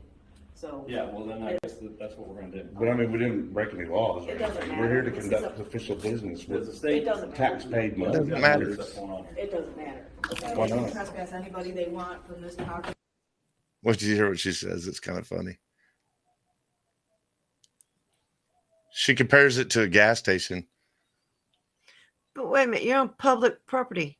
Yeah, well, you got to tell the cops about this law because they don't understand it. Oh my God. We were there to get a 311 that's So been even done. though you pay into taxes, doesn't mean you have stock in This this is a building. public facility. We don't have So stock, are you but saying what are Thornton's taxes? public? She says it's Thornton's public. I'm like, I'm not at Thornton's, dumbass. So are you saying Thornton's is public? So are you saying Thornton's is public? It's hard for me to watch these idiots, man. They're so dumb.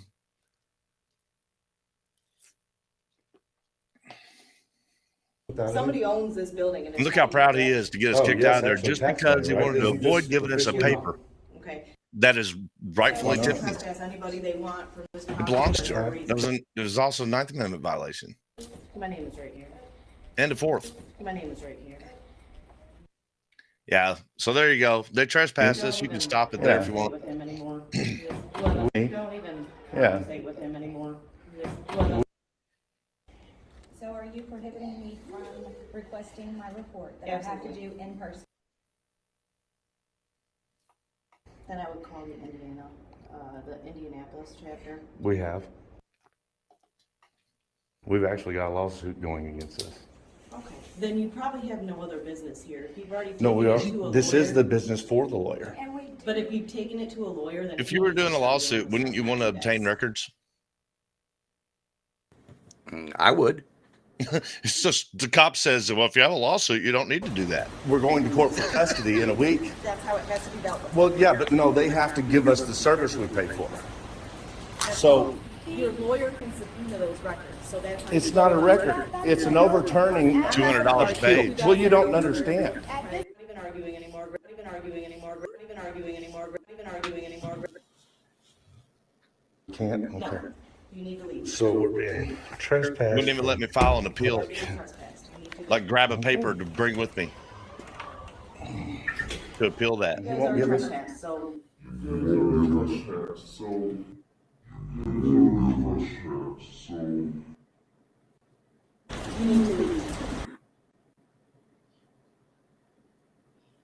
There you have it, folks. That's how they handle it in Clark County.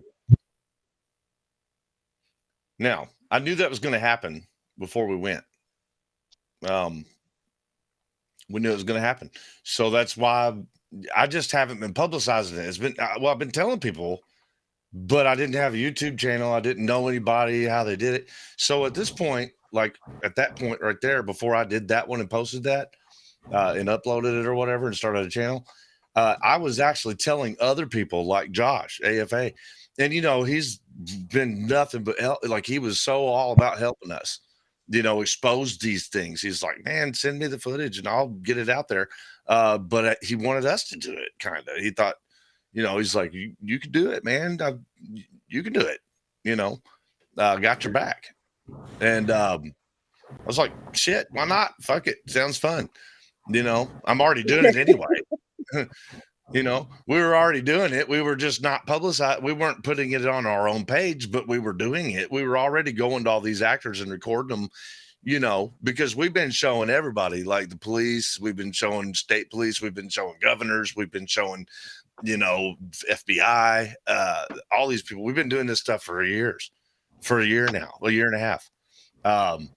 So we gotten pretty good at auditing on accident, you know, because that's what it is.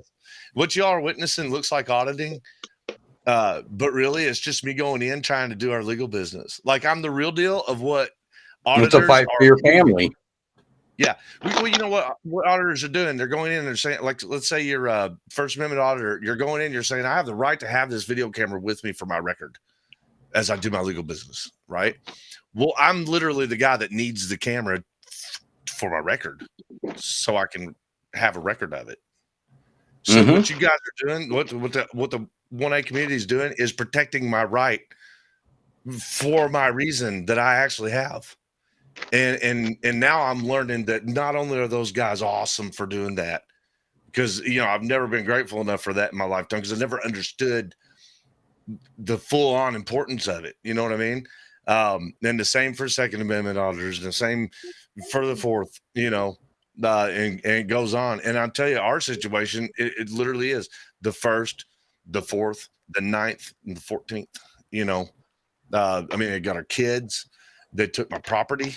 They destroyed our house. They beat us up. You know, they broke bones. They're financially responsible for stuff that happened. You know, and they did it all unconstitutionally, every bit of it, you know, and for no reason. All of it was just false accusations made by idiots, you know. So anyway, yeah, so I'm going to go back because I'm not done telling you how much damage they did. I helped them load up my uncle's stuff and they took it out of here. And I brought Tiffany straight to the hospital. It was probably about 5, 6 in the morning, you know, and it was my birthday. That was my birthday. Yeah.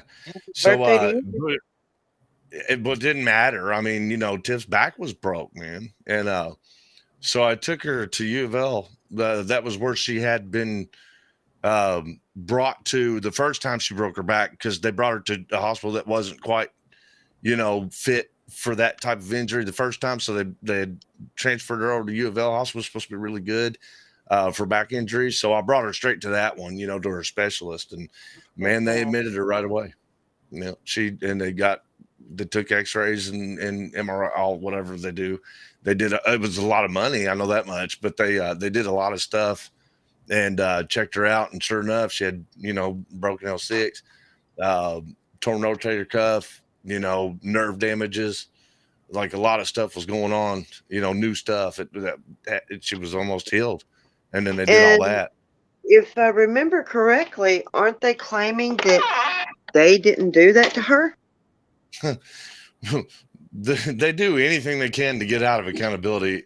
I mean, yeah, like the same cop that did it before they left, he had gotten her in the hallway, and he's like, she told me about this. I wasn't, but mind you, they ran around asking for any little reason to take me to jail. They even mentioned my trash can had been from a different, I bought it in a town called Jeffersonville.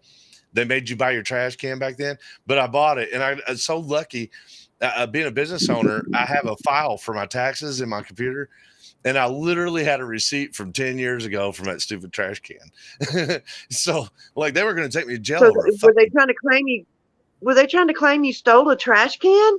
Yeah, they were thinking about it. Yeah, they were actually discussing it. They were discussing taking me. It was like Donna Hare was like, his trash cans from Jeffersonville, and I don't know if he was trying to be joking or serious, but they all looked at each other and thought about it. And then at the end of the whole thing, I said, man, am I not going to get a lawyer or anything? Because they were just leaving, Then I was like, am I going to get a lawyer? Like, what am I going to do? And this dude named AJ Vissing, fuck you, AJ. I know you're in too, boy.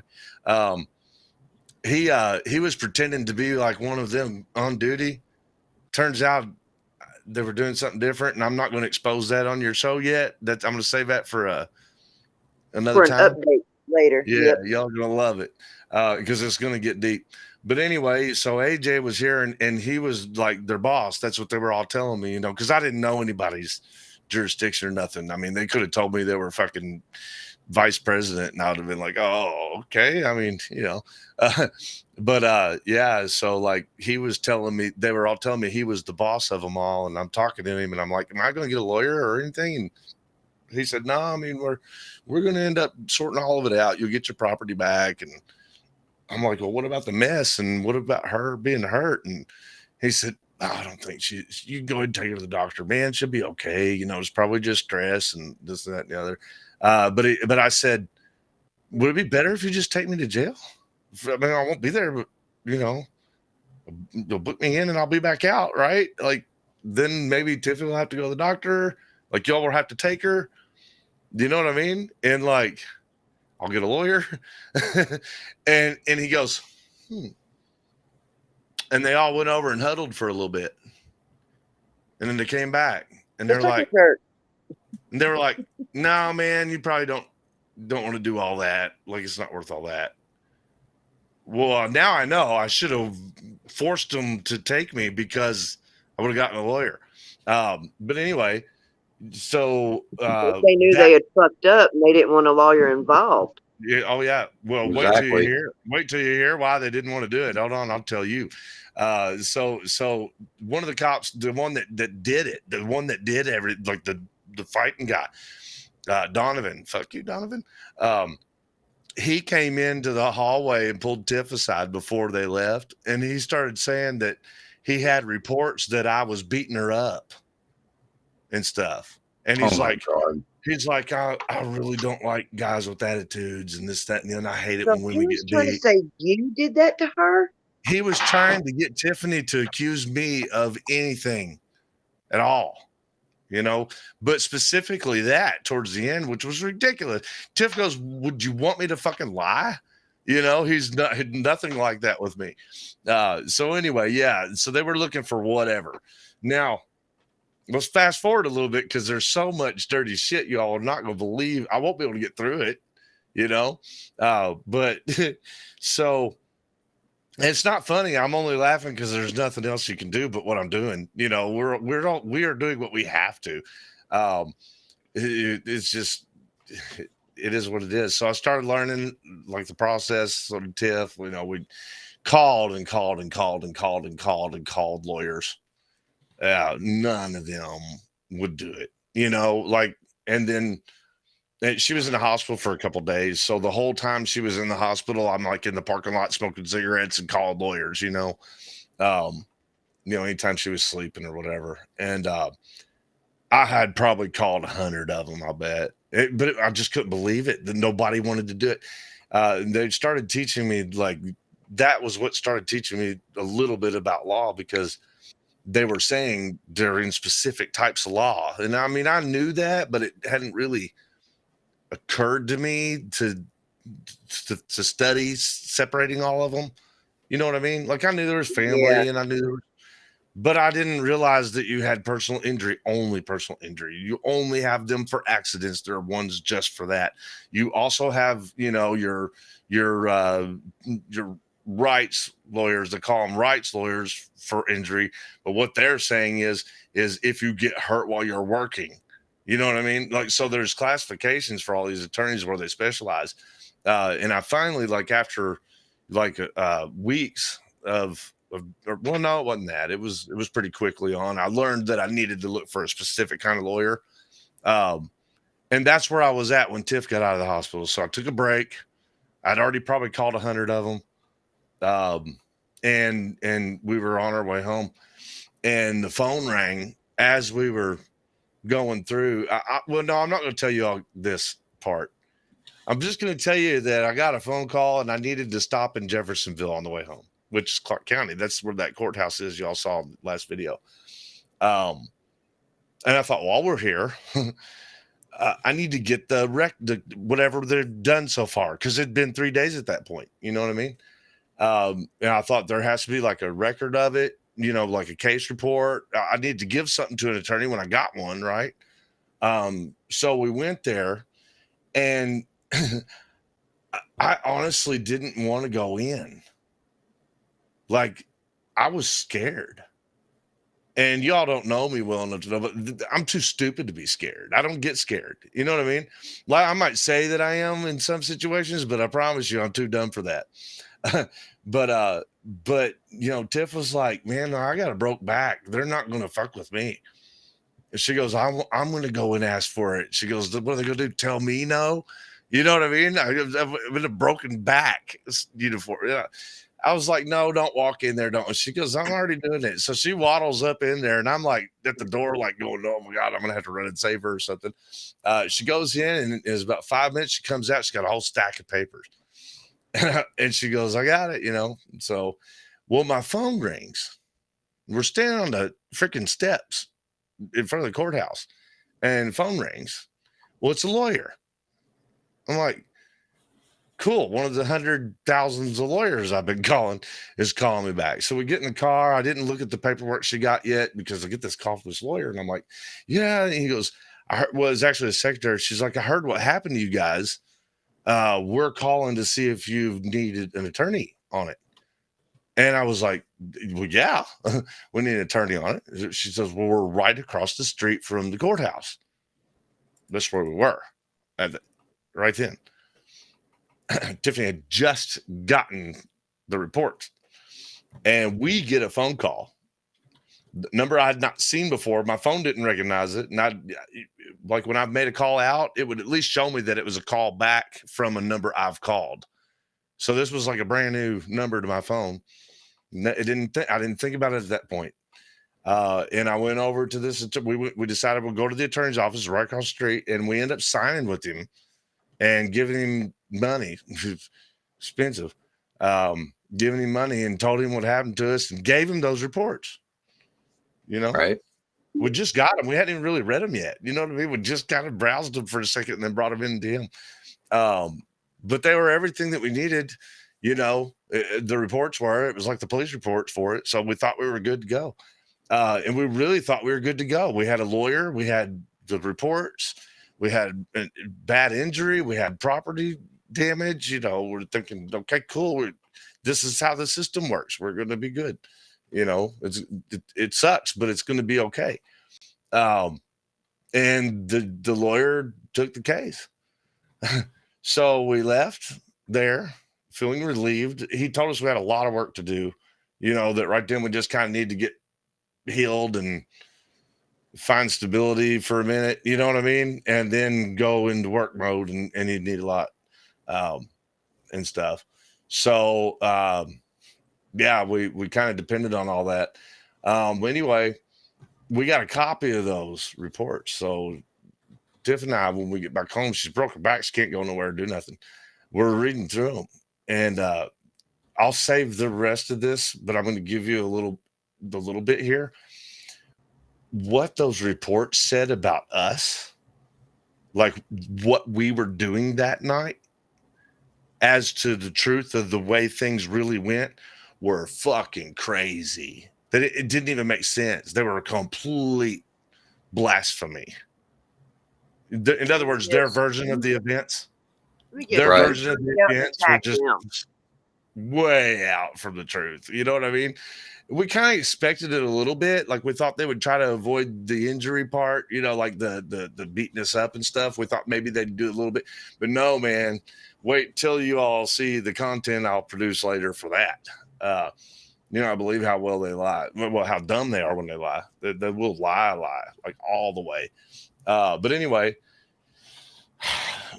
we got a gist of that. So we're back on the horn with the attorney trying to tell him, hey, it's way messed up. It's not just what we thought. Like, it's even worse, you know? And he starts barreling into us like we're the bad people. Our attorney, the only one we could get. You know, he's like, well, we got to work on your all's image. And, you know, if you've ever done drugs in your whole life, maybe the judge's not going to look good on you. And you all been in more than one relationship, and you haven't been together more than a couple years, and you've lost your kids and this, that, now. I'm like, bro, what does that have to do? On that? What does any of what you just said have to do with what happened to us? You know, it doesn't matter who it happens to, their past. Like, it shouldn't, you know, and I didn't really like him anymore. And I felt like he kind of even insulted my girlfriend by saying she's had more than 3 boyfriends in her life. 3? Shit, I'm a whore. I must be like a total fucking slut. But yeah, no, I mean, he was being crappy about it, man. It kind of pissed me off. So we started sort of losing our rapport right off the bat, me and this lawyer. I didn't like him, you know. I didn't like his attitude. I didn't like the way he treated us. But anyway, you know, as our lawyer, we already signed with him, and at least it was moving. He just wasn't aggressive. Like, we were showing him this shit that was needing to be addressed, and he was like, it ain't nothing, man. The only thing we really got is excessive force. We're going to use that in the back injury. We're good. You know, and I'm like, no, there's so much more you could address. And then I get a call, right? This is like 2 weeks later. I get a call from the police. Supposedly from the police, and this is more content I'll expose later. I get this call supposedly from the police. This guy named Donnie Boyer. Fuck you, Donnie Boyer. Liar. And he says that he is working as the liaison for the police, or something to the effect of that, being part of the police and having been involved in the case, right? And he says, you can come get your stuff now. It's at, you know, the impound. He says you can go get it now, you know. And he says sorry. First time I heard the word sorry on behalf of the police department, he said. Oh, wow. I cried. Honestly, I cried. I got it recorded. I cried. I couldn't believe somebody finally apologized. You know what I mean? They finally apologized. It was so. It's such a weight off the shoulders for us. For both, we both cried. You know, well, we were just like, it was recognition that you were in the right. I mean, I can only imagine. I don't know what it was. I can't even explain why it mattered. It shouldn't even matter, because I didn't give a fuck if they were sorry or not, really. But for some reason, when they said it, it was just like, I feel so good to hear that. You know, but anyway, yeah, he apologized. He said, you can go get your uncle's stuff, you know, and your stuff. He's like, you know, we're all done. We got everything wrapped up. We shouldn't have any more problems. We'll help you out with your situation with your family. You know, they're offering all this. The cop that was on the warrant as the supervisor, who was not AJ Vissing, by the way. Different dude was a supervisor than what they told me on that day. But anyway, that dude ain't even in none of it. He just was here in people clothes with the camera. Now, keep that for later in your head. But yeah, so that guy tells me, if I were you and what happened to you, this is the dude leading the whole thing. He was here for every minute of it. He said, if what happened to me or what happened to you had happened to me, I got it recorded. He says, I would hate all police. And I was like, man, I don't hate all police. I just don't understand how you could make this big of a mistake. You know, like it doesn't make sense. And now I'm believing that the whole Breonna Taylor thing is exactly what they're saying on that side. You know, because how could we believe you anymore? You know, but anyway, and we'd already read those reports too. So it was like, come on, man. These are people that I totally freaking respected. You know, like I said, I played in a band with his dad. Well, I believe that I believe they had some integrity. You know what I mean? Until that, and I thought at the very least, you know, they lie a lot. That's what, at that point I thought that. But yeah, he says I'd hate all cops, and I was like, man, I can't hate you. It's like I saw you graduate police academy, dude. You know what I mean? I don't hate you. I just think you really fucked up. You know, and that was kind of the tone that we kept. Me and the whole Clark County agency, like all of it, you know, all the government. I just kept that tone, like I'm really disappointed in you all, you know, like I cannot believe you all fucked up that bad. And it stayed there for a while, you know, and I had to do my legal business because my lawyer sucked. God, he sucked. He didn't do anything. He even got involved in another case, the EPO stuff I was telling you about. He called and canceled the damn thing on me, and I told him not to. He canceled the EPO. I busted my ass off for, you know. He said it didn't look good on you to have EPOs out on people. What? Okay. Anyway, yeah, he wasn't doing none of the legwork. I couldn't get no documents out of nobody. And that's when I started filming them all. I couldn't get no documents out of nobody. So the first real thing that I learned was open records. You know, I had to learn about it because I had to be able to walk in because they're telling me you can't get that thing. You can't get this thing. This isn't, let your lawyer get that thing. Well, no, that's not how you do it, sir. You know, I was getting a lot of that shit. So I just looked it up for my damn self and I read the Open Records Act. I was in the right places most of the time, but they would send me to about 650 other places every time too, you know. Until I finally was like, man, I ain't got the gas and the time and the patience for this. I need to just learn where I'm supposed to be, bring a fucking video camera, and I'll do it like this in front of, like, here you are on camera. Now tell me I'm not at the right office. And they'd start giving them to me. When I'd bring the Open Records Act on paper and say, look, this is your fucking job. This is the office. This is what I want. I want it now. That's how I started getting it.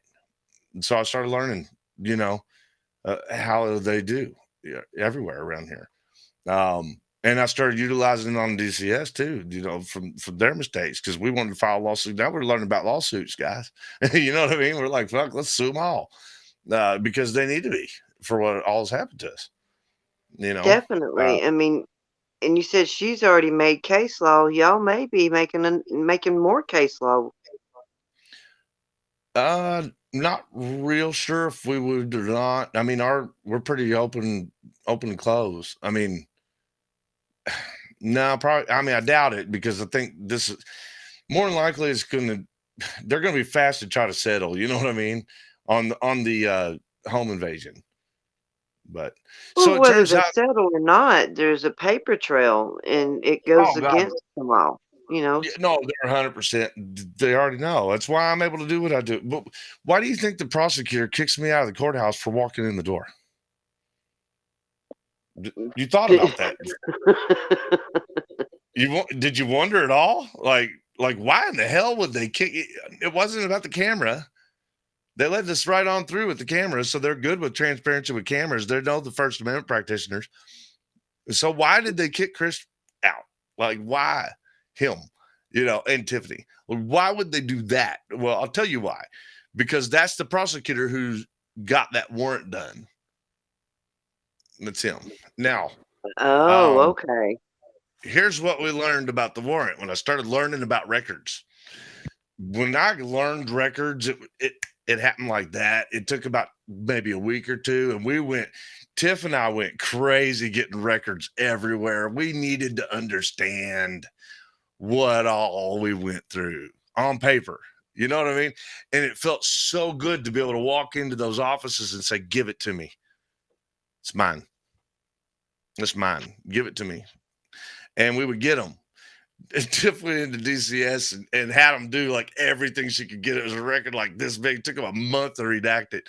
And they give it to her for free. Well, it's like Snark and Sass just said. It's amazing how powerful and dangerous a camera is. Yeah, a camera and knowledge. You gotta back it with knowledge. The camera really don't by itself. It's a good tool for protection. But if you want to be the person who is getting progress, you have to back it with the understanding of what you're doing with it, and then use it as your shield. And you become. I mean, prosecutors are scared of us. Judges are scared of us. Why are they scared, man? All I am is just a citizen that knows their rights and holding the camera. Really, all we're doing is asking for regular old records. But it all goes up the line, and whoever's signatures on them papers, and then you've got cases that you can go to the bar with, and they're worried their careers are going to be tampered with. Right. So if they're so innocent, I tell you what, when they thought I was guilty, they combed through every inch of me. Now I think they're guilty. I ain't getting through their door. No, I gave them that paperwork. I opened that door wide up for them. You know what I mean? I said, go ahead, all of you, go on through every bit of it. Take a look. Oh, you want me to show you a receipt for a trash can? Let me pull it out of the hard drive of my computer for you. But whenever I asked the judge, is this your name on this piece of paper right here? And did you make one bad choice about 2 years ago? Get the fuck out of this place. And that's cops doing it because they're calling the cops and saying, get them out of here. That's what's happening in my videos. That's what it is. To cover his own embarrassment. Yep. That's what you're watching. I've had a lot of people, like I kind of blew up a little bit on TikTok. I was surprised. I don't even use that platform much, but I made a couple shorts and, based on this to sort of support the YouTube channel. And, man, I'm getting a lot of support on there. I'm getting a lot of people on there and I get a lot of comment. Y'all have no idea the defamation that we've gone through over the past 2 years because everybody that does not believe that cops make these kinds of mistakes, they automatically assume that the cops just had it at the wrong timing.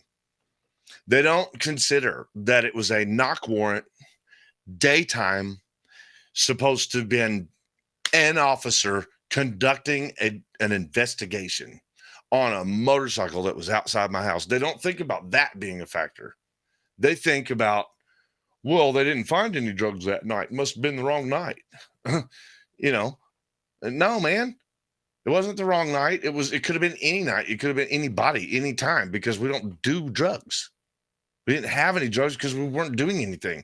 And it wasn't just drugs, they thought. They thought we had like a meth lab or some crazy crap. They were thinking that because that was like a huge raid. You know what I mean? It was not a regular, just a couple cops going in, narcotic team. That was a full on, Hey, I tell you what, while we're right there, if you all got a clip of that, I think I sent y'all a clip. It's like 1 minute long. Yes, I sent it over which to Road one? Is Dog. that the video? Yeah, you want to play that real quick? That second one that I give me sent you, one. Road Dogs. Hey, Chris, we've got a question for you. Your story is so in depth and there's so much to it. Would you be willing to come back Monday, and would Tiff be willing to come and speak her side as well? Yeah, she'd probably want to jump on panel too. If we didn't have record night, then she probably would have joined me on this. I think it'd be nice to see official misconduct's little circle up there and her talking too. I'd put her in another room so we don't interfere with each other signal or whatever. Would the two of y'all be available Monday? I'll have to ask her about Monday, but I'm sure we could do it as long as we pick the right time. You know, That'd be 8:30 Central Time. Central. I can't ask her right now. She's in there trying to get sleep with the kid, but I'll find out by tomorrow for you. Well, you've got my contact information. Yeah. Oh, yeah. Yeah. I'll let you know right straight away. I'm sure she will. I just, if she's at work, she won't be able to. You know what I mean? Right. Oh, But yeah. I definitely can. You know, for sure. If she can't, I would like to bring her in. Though she can tell you, you know, the girl grew a bit of fire in her heart after everything she's been through. She went from being this little, you know, intimidated and vulnerable, beaten girl to this thing you see now, man. Like, I definitely think you need to bring her back so you can at least like show her in the actions of doing her business right now. She's a badass. Yeah, and get her side of it. Yeah. Yeah, she's and- got a lot to tell, man. I mean, I'm kind of telling a lot of what I'm just telling you all about was really, it's her story. You know what I mean? And then until you get to the raid, more or less. Yeah, Yeah, and I definitely, I'm we- going to reach out to some people and try to get them in here to watch it, and maybe they can highlight you as well. Fine by me. Yeah, You know, because this way here this we can definitely get your needs to story get out out. yeah, and that's the point, guys. I do want to let everybody know that I don't have like a monetary connection, or it's a lot of work doing these videos, and I don't have much money. I've been trying to catch up. All that I'm doing it for is two reasons. One, that's why I'm called for public safety, because everyone needs to at least be aware that this shit goes the way it does, you know, because I was that person. That's who I was. I couldn't believe it was me. I couldn't believe that was me getting beaten. My buddy's son was there. You know what I mean? So for public safety, it's for public safety. I want to do this for public safety. I want the public to be aware and to know their rights and to help keep this damage, you know, to be aware of it, to be available, to maybe have some knowledge when they see something happening to stop it from damaging to the extent of which it can happen, which I don't even like to say like it did to me and Tiff. What I like to say is what we've seen even worse, people getting killed real quick. You know, we don't want to see that happen to people. So one of the reasons we put so much effort into doing what we're doing for y'all is to make sure y'all see that this is what was really happening. This is really happening. It's not even that abnormal. It's just that not many people in our position go through all the trouble to do what we're doing to bring it to you, you know? And then another group of people are just like, shit, man, they made me look so bad. I don't want to look any worse. And yeah, society, all people in all different categories, they all defame the shit out of you for it. So like my whole entire reputation went over 2 years. But anyway, I'm not going to keep it all much longer. I'm just going to say the second reason that I'm doing this is because every time the new view or a new subscriber pops up, it's a little bit, whew, because we're putting it out there all the way. And I'm telling y'all, these officials, God knows what they're going to do about it. And I'm cool. They hate people knowing how. I don't mind doing it. You know what I mean? Like they deserve it. They hate when people know how to get the paperwork. What scares me is what they might answer if nobody's watching. And there you go.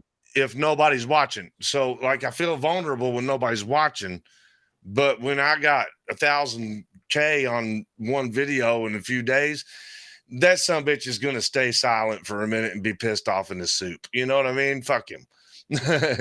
Go over and cry, bitch. You earned it. You know what I mean? That's kind of that's one of the, so that's our personal, like if you wanted to say, you know, you're doing it for your own self, well, that's my own self reason, is for protection for my family.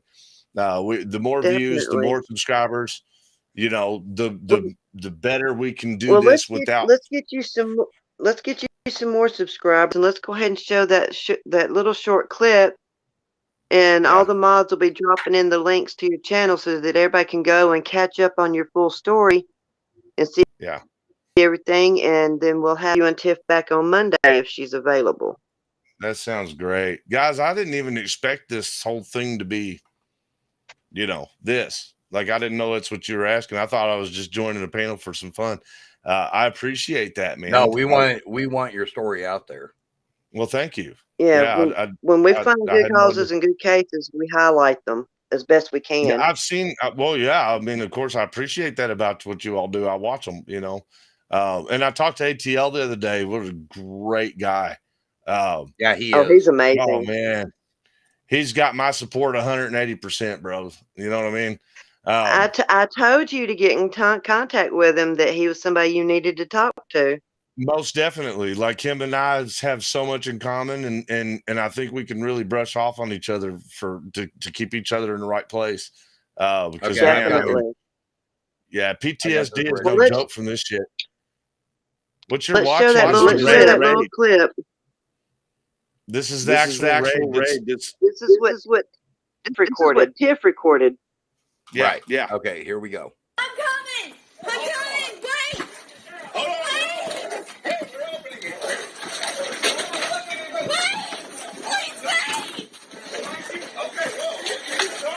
You'll know when they're back to back.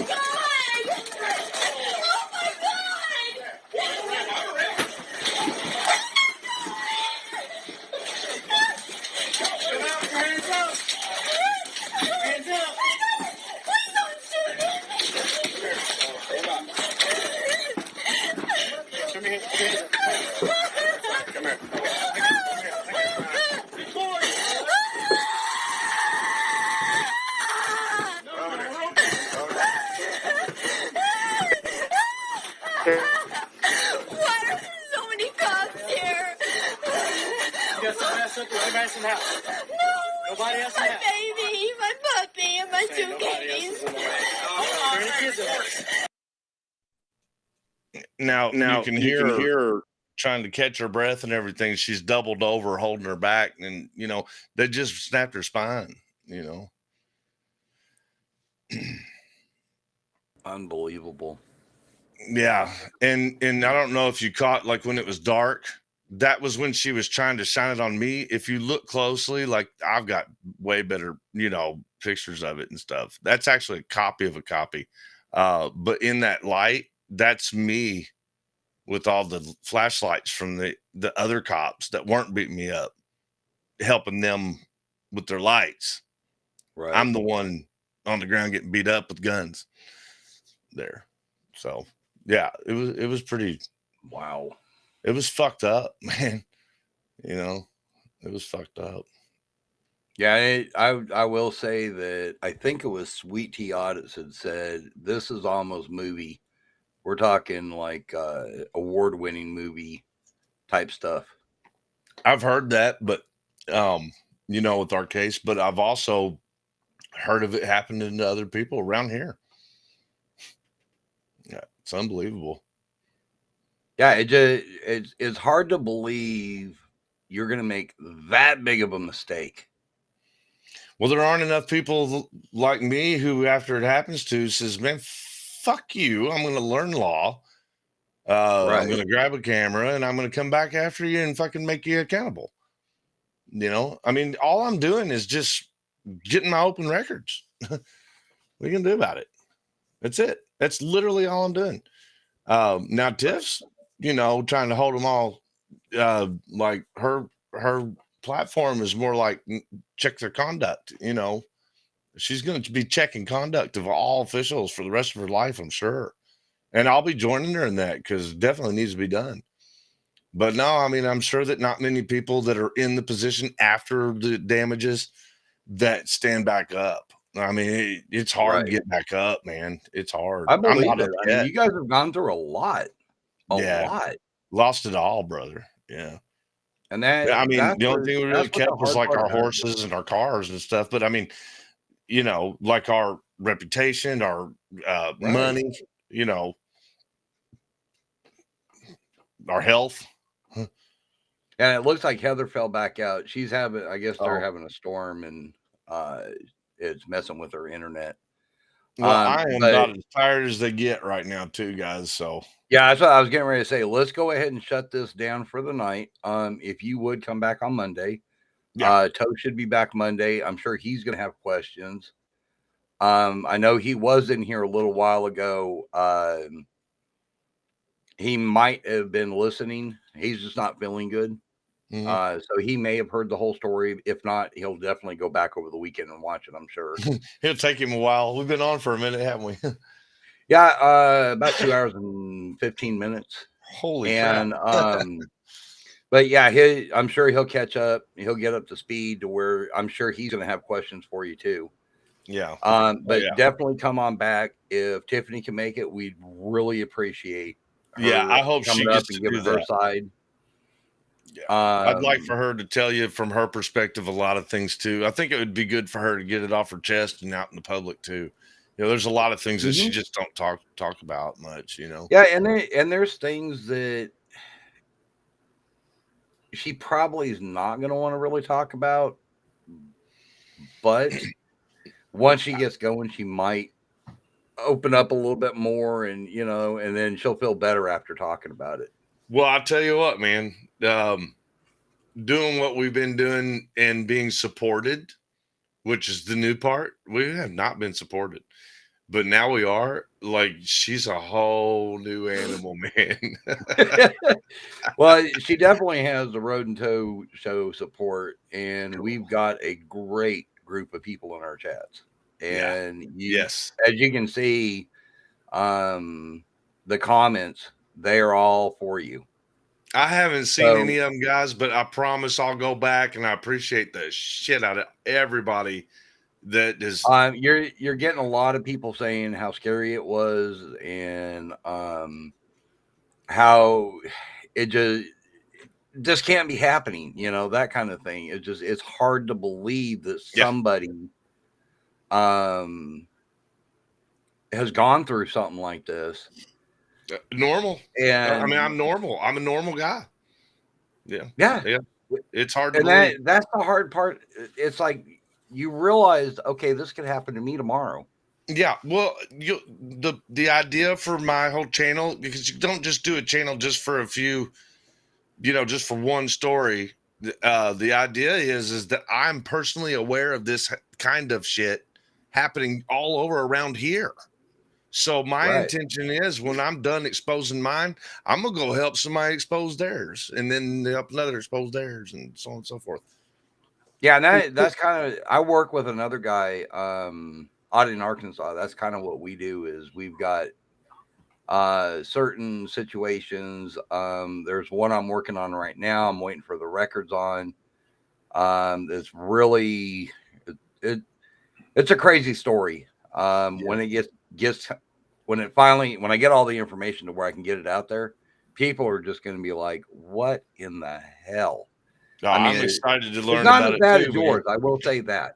I think yours is probably close to one of the worst ones I've heard. Really? Yeah. I mean, it's bad, but you know, like I've met, because you know, when I'm telling people what happened, I meet people who can tell me one up. You know, there's a lot of people, like, they lose their kids to a cop shooting them and shit. I mean, that kind of stuff, you know. Right. Phew. But yeah, we're going to go ahead and end the show, and I'm going to drop everybody in the basement. I'll say my goodbyes, and public safety, you want to stick around? We can talk behind the stage for a little bit. Yeah, we can for just a minute before I pass. Okay, out. yeah, I know you're getting tired. I'm like, can I read one comment from chat? Yeah, definitely. Chris, here's what you don't realize. Sweet Tea Audits basically said, you all have a whole new family. So there's a lot of people here with your back. I appreciate that. I really do. And yeah, it's good to hear, because in the regular media platform world, you know, when we say anything about it to, like, on Facebook, we literally got shunned from people we thought were friends, or we were blasted as, like, you know, these bad people. So yeah, this community here, you guys, you are like to us family. I mean, you have no idea what you do for us. It's amazing. So yeah, thank you. Heather just said your story is getting out to some really big channels too. So, and Cool. that's kind of what I'm planning on doing is over the weekend, try to get as many people over to our show to listen to the rest of your story and kind of catch up on tonight's and see what other channels will pick it up and run with it as well. Cool. Because the more we can get it out there, the more popularity you're going to get, which is going to get it out there more and more for people to see, and you can get the message across better. The message, and then like I said, for us, it's about, you know, people knowing about it and then being able to do it. You know, like if I posted an interaction with like the mayor or a governor, or because that's who I'm at. That's who I'm auditing is people, bigger prosecutors. You know, if I post it and there's like 20 views, then there's a real good chance that son of a bitch is going to come do something crooked to me. You know what I mean? Right. But when there's, you know, thousands, they just go home and cry about it to their wives or beat them up. Exactly. Yeah. Tiffany, definitely share it on your community page. And definitely route anybody you can to the show on Monday. And like I said, let's get a story out there. Yeah. Anybody that has a community page, you're more than welcome to post it. If you have anybody you'd like to bring in, definitely share it. You're more than welcome to. And then when we come back Monday, remind me, because, you know, you kind of lost in all this. Remind me to explain the layout of my channel for you. That's what I need to do next. Okay. Yeah. And we still have several other videos to kind of cover. There's actually quite a bit to your story. And that's why I was like, wow, we're going to do this all in one night. Then we had the late start. Yeah. With the sound issues and stuff. And it's like electrical. How are we going to do this? But definitely let's follow up on this on Monday, finish it up.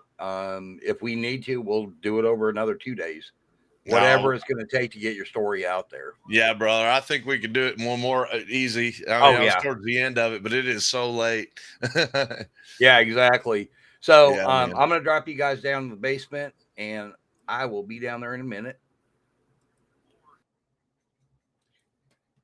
And everybody, I want to thank everybody for coming in. Toe did send his love to everybody. And he wanted to let you know that he will be back here Monday. And Tiffany, it will be at 8:30 Central Time. And if you're on Eastern Time, it'd be 9:30.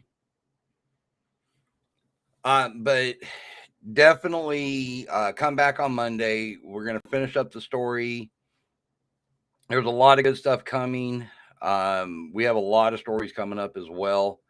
Definitely, if you know anybody that might want to highlight this story, definitely send them to talk to you for public safety or have them contact me. I'm more than willing to get you in contact with him.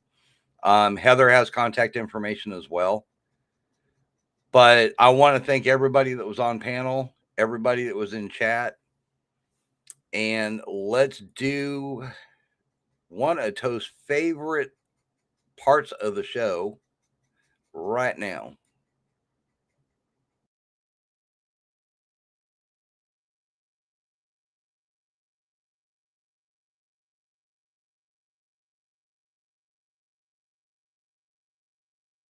This shit I'm out, no thanks, don't mind me, I'ma just grab my stuff and leave. Excuse me please, fuck this shit I'm out, nope. Fuck this shit I'm out, alright then. I don't know what the fuck just happened, but I don't really care, I'ma get the fuck up out of here. Fuck this shit I'm out. Okay. That's definitely one of Toe's favorite parts of the show, only because he loves that song for some silly reason. But I want to thank everybody for coming in, everybody in chat, all the mods. Love you guys all. And we will see you back on Monday at 8:30. And as Toe always says, toodles.